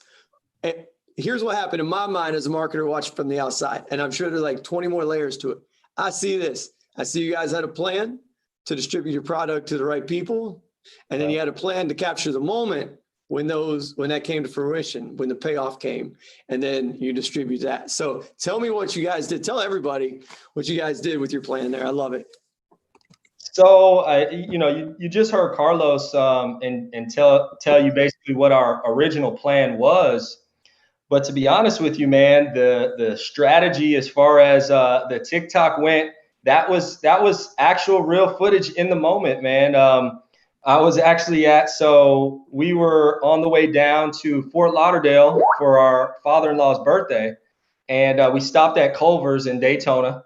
And I don't know if you've ever been to Culver's, but we stopped. I love Culver's. I used to play baseball, and that was a Midwest League thing. So I stopped at Culver's with the family, and at that moment we got the picture of Rondo wearing our mask, Rajon Rondo, and me, being a basketball fan for a long time, and a Lakers fan. It was just exciting to see him, wear the mask. So that was. I just lost it, man. And I'm in the parking lot. I'm in the parking lot, like praying and like doing manifestations before that moment happens. And literally I get that text message and I just lose it. And my wife actually got the footage on film, and I wasn't expecting that at all. So when you see me scream into the camera, that's because when I'm running around, I actually see she's recording me, and I just do that and her phone shuts off. So that's the only footage that she got. So she sent that to Carlos. Carlos stitched the TikTok together that night, and literally the next morning, our phones just didn't stop going off with sales. It's crazy. So whose idea was it to put the masks in the hands of every NBA player? Or I know you guys sent a bunch out to a bunch of teams and things like that. Yeah. So where did that come from? How'd that just... That was basically an idea that Carlos had, and he asked me about it, and I was like, let's do it. So we got together and made it happen. And for both of us, it's been they always kind of say don't do business with family, and we're not believers in that, and we basically we have a really good relationship, man, even to the point to where our wives don't like us talking so much, and our wives are actually sisters. So they're like, can you guys give us some attention? And we're like, we're trying to make this thing happen. Hey man, that's entrepreneur life. My wife and Roy's wife has the same. The funny thing is like my wife and Roy's wife used to work together at a daycare in Columbus, Ohio. And then they scheduled us a play date so they could hang out more. And now me and Roy became such great friends that we talk daily, and they don't talk more than we do. We talk more than they do. So I feel it, man. I feel it on every level. I think what's interesting about your approach to that, sending the mask out to the NBA, I think people forget. People get narrow-minded sometimes. I don't mean that as an insult. I mean that as an eye-opener. Like, wait a minute, if this product cost me X dollars, I can't be just giving that away. That's $300 that's 300 widgets or 200 widgets or whatever. And that's X dollars. I'm like, yeah, but the return is, you got to think of that giveaway as a marketing expense, not as we're giving product away. Exactly what it was. I'm glad that you brought that up because, you kind of analyze the costs and, like any other startup out there, when you're forking out, some decent change, you're thinking like, okay, well, that's a hit, right? And at that point, we're talking about when we actually were having these conversations was more beginning of July, right? And we really executed until August. So at that point, we've only really been in the game since May 20th. We haven't really been in business even 2 months yet. Sales are kind of slowly trickling in because we were working our own personal networks at that point. But yeah, to let go of, a little over $1,000 was some money for us. So what I said to Reg was, look, in the marketing world, we look at this as an ad buy. And that's really what this is. You either give your money to Facebook to do retargeting ads or Google, or you do some more guerrilla style marketing, direct marketing. This is a direct marketing play and it's an ad buy. And the understanding was if any one of these athletes wears our mask and puts it on their social media, dude, like it's done, right? Because think about how much money it would actually take us to go directly to one of these guys and pay them to wear our mask and endorse us. I mean, we're talking about significant money, probably. You couldn't pay for the conversation, let alone. So the beauty of this is the LA Lakers social media account had us, had Rondo wearing our mask on their Instagram. My favorite was Dennis Schroeder, one of the point guards for the Thunder, the day of one of the Black Lives Matter, I think like big rallies or protests. Actually, I'm sorry, it was the day that I think they suspended operations. They had a picture of him holding his fist up, wearing our mask on their Instagram. And it's like one of the most engaged Instagram posts of all time on the Thunder, Oklahoma City Thunder's Instagram, right? Nuggets, Raptors, it was amazing. Like we're here thinking, well, if one guy wears our mask, this is a win. Yeah. And now all of a sudden we are on the team's social media accounts.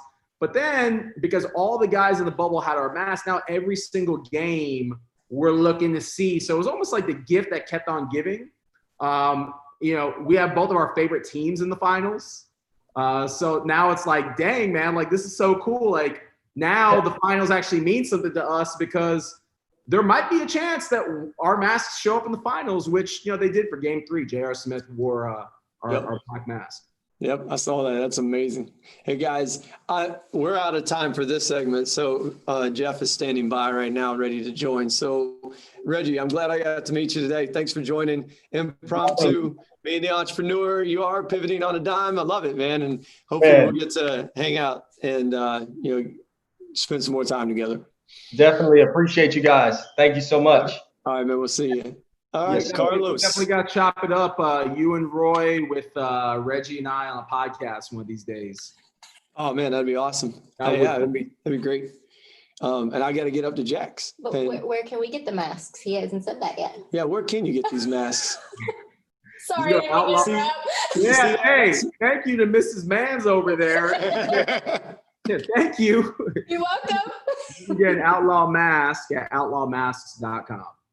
Boom. Got it. We'll put the link out there too. So, all right. Well, our next guest, I'm gonna just turn it over to you and let you introduce. I'll be standing by if you guys need me to share the screen or anything like that. All right. Yeah, absolutely. So our next guest is someone that really needs no introduction.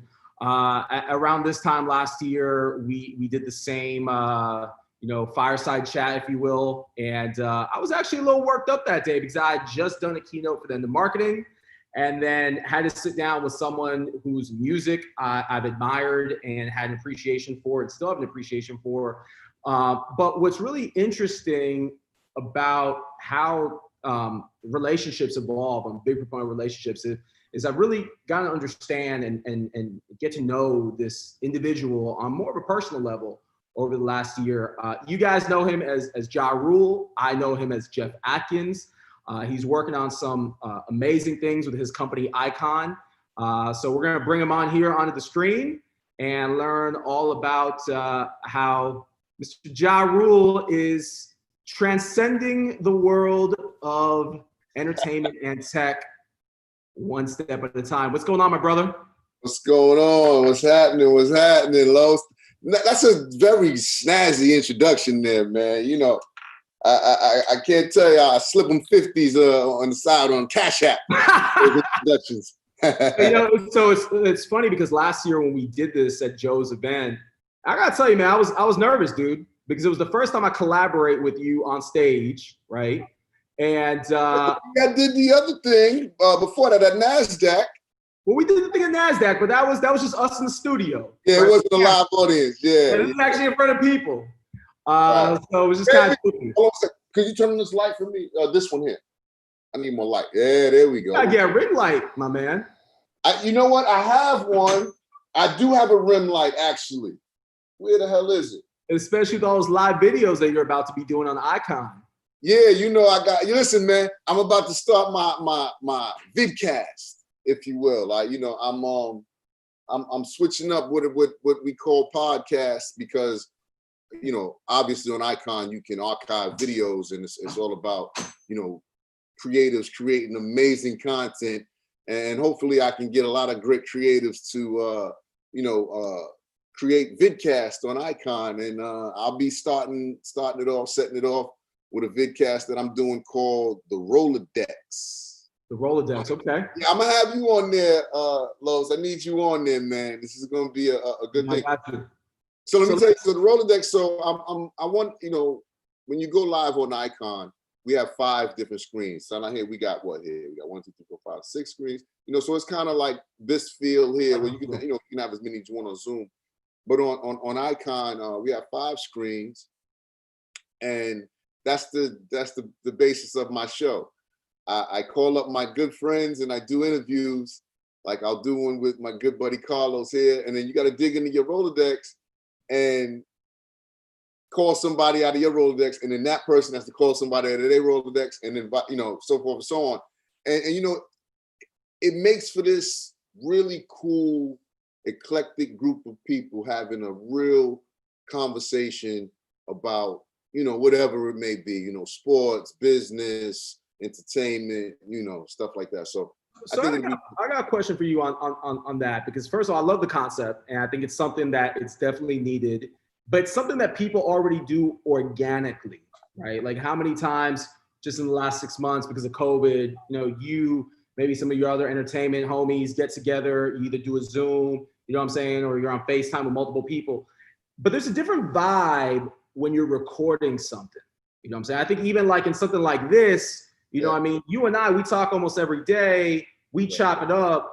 Like, how do you maintain in a vidcast or in a show type produced environment that authentic and organic feel, so it doesn't feel scripted or forced? I mean, I guess that, you know, that's on the creative, you know, and who's behind the, you know, production of their vidcast. You know, me, you know, my thing, it'll stay fresh and it'll stay, you know, really natural because it's a surprise almost. You know, I don't know who you're gonna call, and you don't know who they're gonna call, and you know, so it keeps it really fresh and cool. And then for the audience, you know, they don't know who's gonna be on the show. You know, like the only person they know is gonna be on the show is the guest I may have that week. So I'll say, hey, I have Carlos Gil this week, and then that's all they know. They don't know who the other 3 guests are gonna be. So, you know, I think that keeps it fresh, and that round table talk, there's nothing like it. I remember watching, I think it was,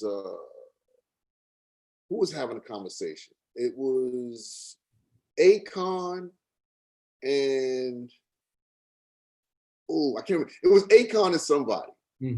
And me and Snoop and a bunch of guys were in the comments, and I was just thinking, damn, if this was on Icon right now, we could all chime in and be on the same conversation right now, and you know, really have this dialogue.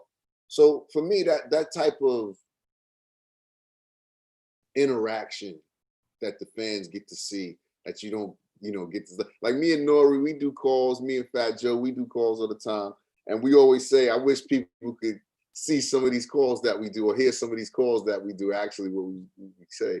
you know, but now it's with this, it's kind of like people get to kind of see some of those calls that we yeah, no, I love the concept because there's definitely like a novelty aspect to being able to see celebrities speak like in a form that's not on network television. You know what I'm saying? It's more organic. You're in your house, you chill.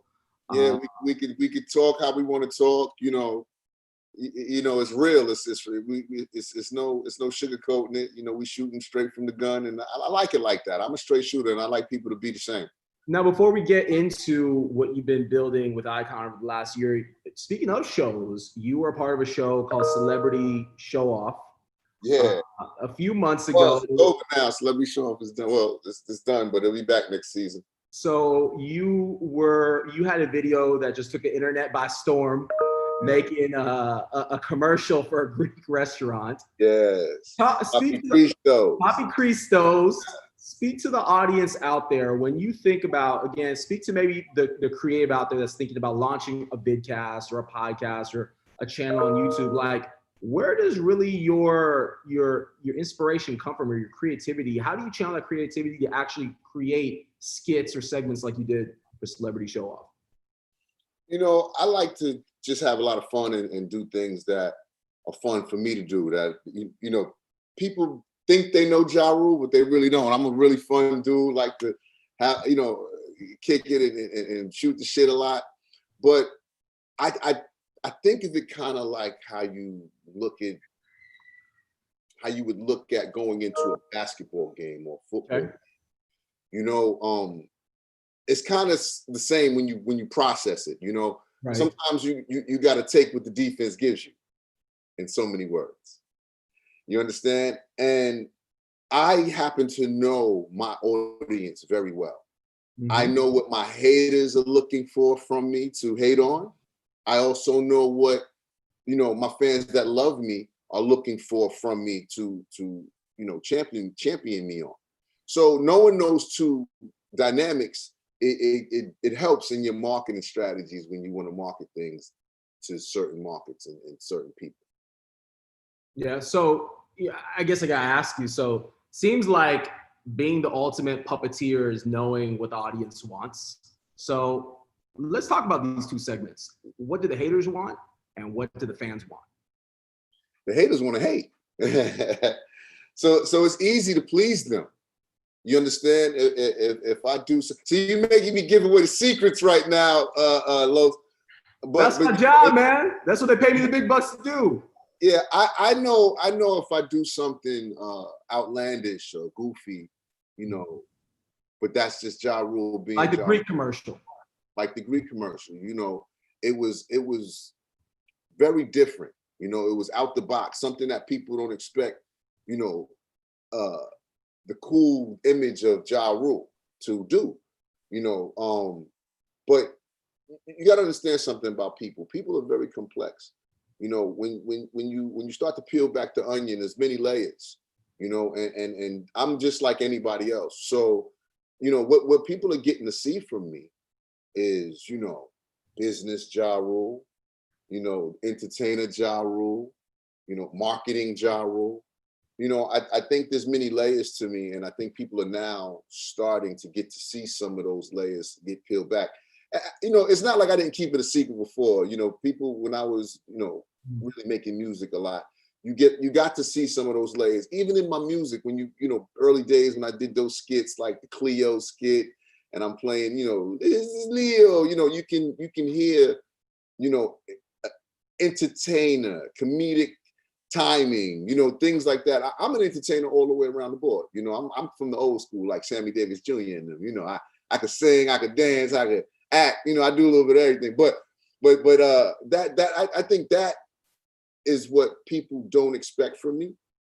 And so it's easy for me to kind of, you know, dupe the haters, so to speak, and throw something out there that they can grapple towards and say, oh, look at what he's doing, or I can make fun of him doing this. And in all reality, they're really just promoting my next. I was gonna say, what haters don't realize is that marketing is all about driving awareness and attention. Absolutely. Haters are actually good for business. They're great for business. They don't even know. They're promoting you for free. I call those silent fans. They don't even realize it. You know what's so crazy? It's kind of prophetic because I said it, you know, many years ago, you know, in a rap lyric, you know, about, you know, how they think that they're doing something to me, but you know, I said you broke ends is making me rich, you know. so it's like it's the mirror effect in so many ways, you know. You give them the effect of what they want to see from you, what they think they want to see from you, so they can, you know, say what they want, do what they want, make memes or whatever. But it's the mirror effect. It's really my whole game that I'm playing to get them to do. You know who does this very well too is artists like Tekashi. You know, what he does is more trolling style than anything. But it draws so much attention to what he's doing. You know, and I think people don't understand that side of marketing. They understand the other side of marketing where people love you and you do those things that they want to, you know, they want to see you do, but they don't, you know, they understand it because it's like my commercial, you know, it's beautifully done. It has a message, you know, it's what my fans expect from Ja Rule. You understand that level of stuff, things, you know, thought out, you know, messaging, you know, that sort of thing. So it's just different audiences and what they enjoy. Now, speaking about what they enjoy, I know that the fans are definitely in for a treat with Icon. We're getting ready to see, I think this could be the first like inner glimpse of the mobile app while we get it loaded here on the screen and do a walkthrough. A year ago, when we spoke at this conference, you were speaking about Icon being a talent booking app, and it was very different from what it has now evolved into. So maybe speak to those out there that are watching. Over the last 12 months, really, what have you been working on, and how has COVID forced you to pivot in a different direction? Well, you know, first and foremost, to answer your question about the booking process, the booking, you know, platform, we still have that, you know, integrated into the app. We still, you know, are looking to make the booking industry automated in a way that it's never been done before. You know, everything has been updated in the music industry, except for, hold on, what happened here? I think we're looking at the inside. Joe is driving right now. We're looking at the front page of Icon. Oh, that's Joe. Okay. Hey, there's wifey there. So we can come back to speaking about booking, but I think what we're looking at right now is So let's go through it real quick. So what did you ask me was how did I pivot? So obviously bookings and shows and stuff have been decimated due to, you know, COVID, and so live streaming has become the next thing, almost close to live shows. And people have been taking to live streaming in a different way than ever before, you know, entertaining their fans in different ways, you know, putting on live shows, you know, through streaming services. But I noticed one thing, and especially when D Nice was doing his quarantine, you know, Club Quarantine, which became very popular and you know, amongst everybody. I mean, I can't even say what genre because you had Michelle Obama there, Oprah there, you know, everybody. Joe Biden was there. It was like, you know, we had everybody from me to them there, and it was a really an amazing moment to see. And it overwhelmed people in a way where people felt connected, they felt together, they felt warm for the first time since COVID, and they wanted to tip D Nice for this warm feeling that he was bringing to people. And there was no way to do it. You know, you know, D Nice put up, you know, you can go to my Cash App if you guys like to tip me, or my PayPal or whatever. But, you know, going to a third party, that's a whole lot of work to do, you know, for somebody to ask them to do. And I'm sure a lot of people did it because they were very appreciative of what he brought to us in that moment, and still he's doing to this day. But I felt like if it was convenient, if I could just tip them right there in the platform, I would do it without a problem, with no problem. So, you know, I built Icon Live. I pivoted to Icon Live because I felt artists needed a way, creatives needed a way to monetize their content in a different way through social media. So, you know, I like to look at Icon as a monetization platform that has a social feel. As you can see on the screen, you know, it feels like a social media app, but it's really not. It's a tool for artists to monetize their brands and their content. So let's kind of walk us through what we're seeing here on the screen. So this is the homepage or the artist page where you go find an artist. Yeah, this would be this is like the artist page where you can discover new talent, new artists that are on the app, new creatives that are on the platform and stuff. That is me there. Now, something that I want you to point out for the audience watching at home is Icon Live. Hey, let me let people know what they're seeing here, because we're still in beta testing. So yeah, you can scroll up a little bit, Joe. So when you're seeing these here, these are still like test, you know, profiles, and you know we're still testing this stuff. So you keep scrolling. So when you see those things, that's what those are. Yeah. So again, for the audience watching at home, the app is still in beta test mode. Yeah, you're getting a sneak peek. The first people to ever see the inside of Icon Live who have not been participating in the beta. Now, one thing that I want you to point out, though, Ja, is that Icon Live is not just for musicians to stream. No, it's not. It's for everybody. It's for, you know, like I said, all creatives in every genre. You know, music, television, influencers, models, athletes, speakers, you name it. Icon is a place for you where you can come and you know, create amazing content. There's my guy Los. Yeah, I was saying with this good-looking Latino gentleman here. Yeah, look at Los. Look at Los. He loves with the purple. He got the purple on. You know what I mean?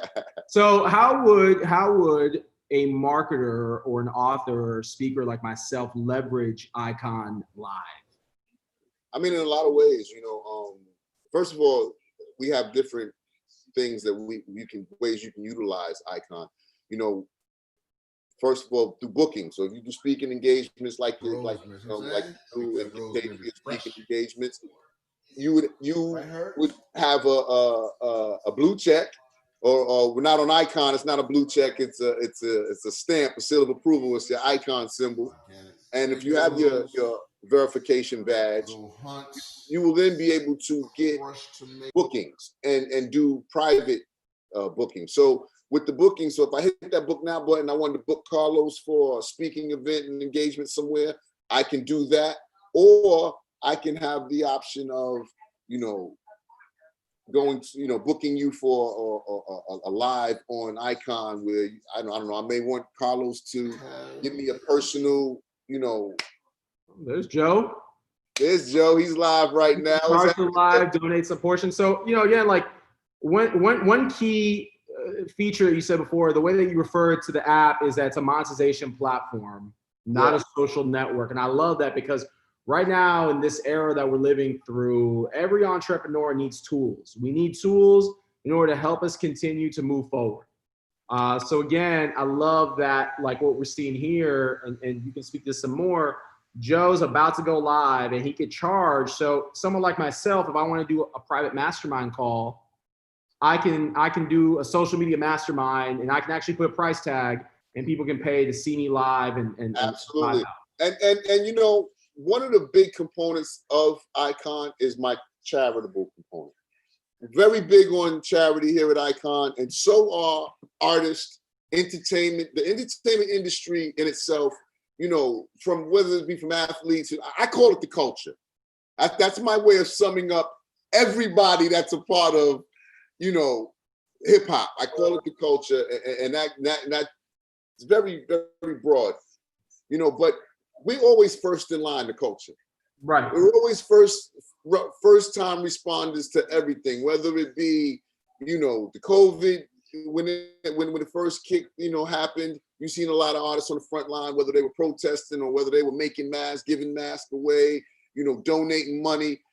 So I made charity a big part of what Icon is about. And I made it very easy for artists and talent and everybody to donate at their own leisure, at their own pace, whenever they want, however they want. And I think we're going to raise a lot of money through Icon, just off the basis of that alone. So what's the next move for you in terms of possible launch to the public, getting some other artists on board, getting creatives? Well, one thing that I want to do and what's going to set Icon apart from some of these other platforms is the content that I'm going to bring to the platform itself. I have shows and things like that I'm going to bring to Icon that'll be exclusive to Icon that you'll only get to see on Icon. And I think people are really going to love.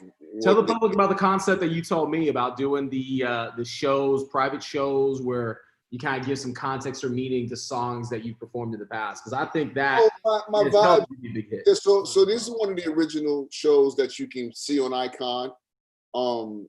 It's called My Vibes Concerts. The Vibes Concerts you can see exclusively on Icon, and they're really, really dope, really cool. What it is intimate, intimate concert with the fans. And we don't just do the hits; we do a body of work. So my first one that I'm gonna do is Veni Vidi Vici album from front to back, live band. And explain to the crowd, to the audience at home while they're watching, what I was going through when I made Veni Vidi Vici, Holla Holla, what made me make the record, what made me make Daddy's Little Baby, why did I get Ronald Isley on the record? Those types of things are that the behind the scenes stories that people love to hear, especially for those records that they love and cherish that they don't, you don't get to perform a lot, those deep album cuts. So I think it's going to be a really cool thing, it's going to be really cool. Look, man, the day that you told me, and we were having a conversation, you told me about like the backstory for Rainy Days. Yeah. I was like, man, if he just takes this one conversation and packages it up, yeah, he's going to have everyone that likes his music, man. Just. Yeah, so, you get to hear those stories. And, for everybody that's watching right now, just think about this as a concept. For your favorite artist that you love, and those records that that you love that are on the album that they don't make singles, they don't make the videos for, but those albums really are the ones that connect to you differently and make you love this artist the way you love this artist. Those albums, those records get to be done now on when you do a Vibes concert. Those are the records those are the meat and potato records, baby. Those are the ones that people really want to dig into and know. What you were going through in those moments. Those not the dance party records where we know what you were doing at those moments. You were having a good time. I want to get a little deeper and dig deeper into my artist. And so I think Vibes is going to really do that. And artists are going to really love, doing it because they get to, in essence, connect with their fan base in a different way. And I think that's important. But not only that, these in this time that we're in COVID and stuff, these are concerts. So, we're going to charge a small fee for these concerts and everybody gets to, having a great time and make some money and everybody enjoys the moment. So I think it's a win-win for everybody. So the future looks very bright for Ja Rule and Icon Live. Icon, baby. And, too, I got my female football team, man. I don't want to leave them out, man. My ladies. We signed in with them. It's a dope league, WFLA, and I own the New York Stars here in New York in my backyard, and I got a killer team. And we bring the championship home this year, baby. New York Stars. We gotta do it. My Giants and my Jets ain't gonna do it, so we gotta do it. We gotta do a New York Stars and Outlaw Mask collab. Oh, that'll be dope, man. You know our colors, man. We pink and black over here, pink, black, and gray. Might get some design. We're gonna bring Joe. We're gonna bring the host of the conference back in, but before we turn it back over to Joe, where can the audience out there stay tapped in with Icon and Icon Live? Man, I would love to let everybody watching right now beta test Icon Live with me. So the way you can do that, the easiest way would be to go on my Instagram page, I guess, you know, and the bio is hit the link in my bio, or you can go to icon.me and, you know, follow the landing page and sign up for Icon Live to early beta test.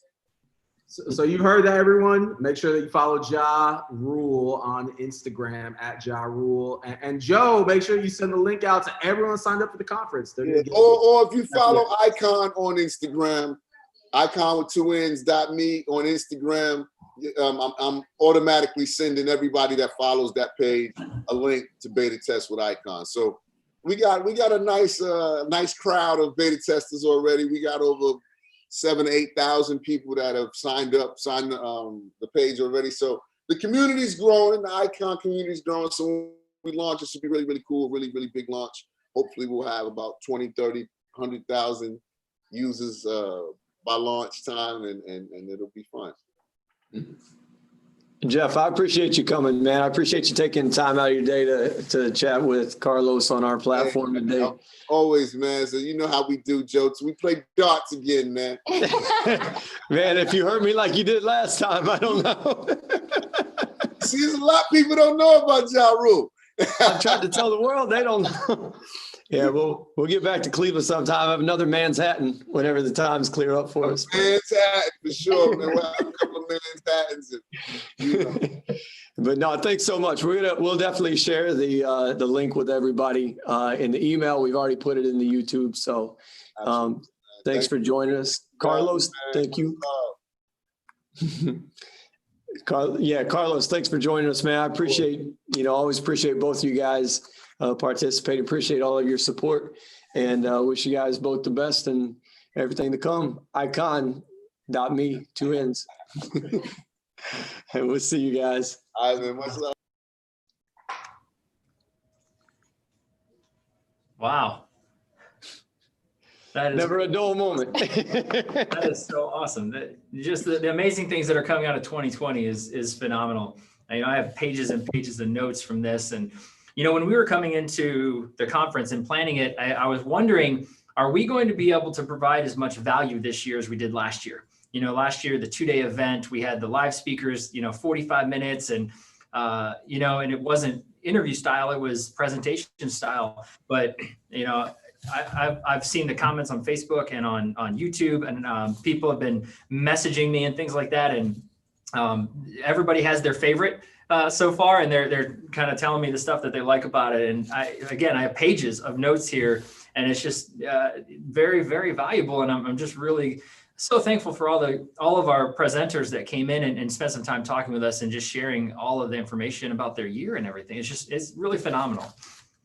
I mean, I couldn't agree with you more. I think what's really cool about it is there is an adapted story in every presentation. Even if you look at what Ja Rule and Carlos were just talking about, hey, yeah, it was a booking platform, but booking live shows isn't really a thing right now. So how do we adapt that idea to something that will cater to the things that people want and need right now? And that's what the Icon app does. It allows you to literally log in and book some time with your artist, or log into a live stream that they're doing, pay some money to get that exclusive access. It's just, I don't know, man. It's just amazing how, I don't know what it does for me is it's easy to get beat down by all the negativity and 2020 is the worst year ever and all those kinds of things. But if you just look at the resilience that so many people have and the creative ways it's human nature to want to survive. We don't want to, we fight death. Man. We don't want our things to go. And for so many people to create so many cool ways to adapt and share that with us today. I'm a little bit exhausted, but I'm also rejuvenated at the same time. It's just, yeah. And you know what I love about the adaptation of Icon is the fact that people like you and me now, I'm excited about that platform because, yeah, I do some music, but the fact that I could book a session on there and have people pay me, and I can give 10% of that to charity, all from this app. And so, he created it. He started the creation for artists, right? But now it's for creators. It's for business people. It's for models, athletes. What a great adaptation that is benefiting all of us. That's for sure, man. And I think that story has resonated over and over and over today. I think we got to remind folks, like we haven't talked a lot about ourselves today. So let's remind people who we are. JMC Brands, the adapted digital media platform, is our way of providing programmatic display advertising for our clients, and who could be agency partners or brands. If you're looking for an easier way to buy programmatic display, give us calls, go on our website, go to jmcbrands.com, book a demo. We'd be happy to spend 30 minutes with you, tell you more what it's about, see if it's a fit for you. Other brands you could support, Purelada, PURELADA.com. Right now it's in beta, like the Icon app. It's in beta and we're accepting up to 100 members right now. So subscribe for Purelada, be part of the beta test. You get some extra perks by being a beta member. We're calling them charter members because you really are on the ground floor. You do get extra perks, bonus product, free shipping during beta. We're going to send bonus products and swag and all kinds of cool stuff to you. So all we ask is some feedback in return so that we can help make that experience for our customers better. etctech.net. Got that right. Icon, ICONN, ICONN.me, outlawmasks.com, LinkedIn. I mean, we'll put all these links in an email and send them to you if you're registered. Otherwise, we'll post all these links on the YouTube description and everywhere else on social media. But man, I just cannot thank all of our speakers for coming back. Everyone volunteered their time today. Every single person who spoke today volunteered their time. HaydensCorner.org. That is the mission today, is to use this platform to raise awareness of suicide prevention and conversations, because conversations do matter. Roy, what am I missing, man? Kay and Shy, their restaurants squeeze in. If you're on the West Coast, definitely support them and visit their restaurant, or just buy some gift cards and send them to people that you know out west there. Is it squeezein.com? I believe it is squeezein.com. I think so. But they're also on social media. You can find them under, if you do an @ search for KAY and Shy, SHI, and make sure to follow them as well. And a special thanks to our team as well, because they've been phenomenal working behind the scenes to help make sure that everything's going off without a hitch. So, what about Joe Mans one at Instagram.com or whatever? Yeah. So go to Instagram, Joe Mans one, JOEMANNS, the number 1. Roy Browning Speaks. That's who you need to follow on Instagram as well. Just thanks so much for the support. Another great event in the books. We're going to do it again next year. Hopefully we'll get to see you all face to face.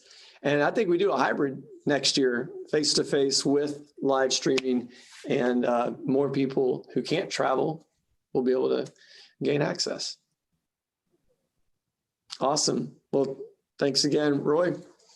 Thanks for another year, brother. Yeah, absolutely. And thank you so much to all of our sponsors, I say sponsors, but the people who donated time and their products. And thank you so much for all of you for watching this year's 2020 Adapted Digital Media stream.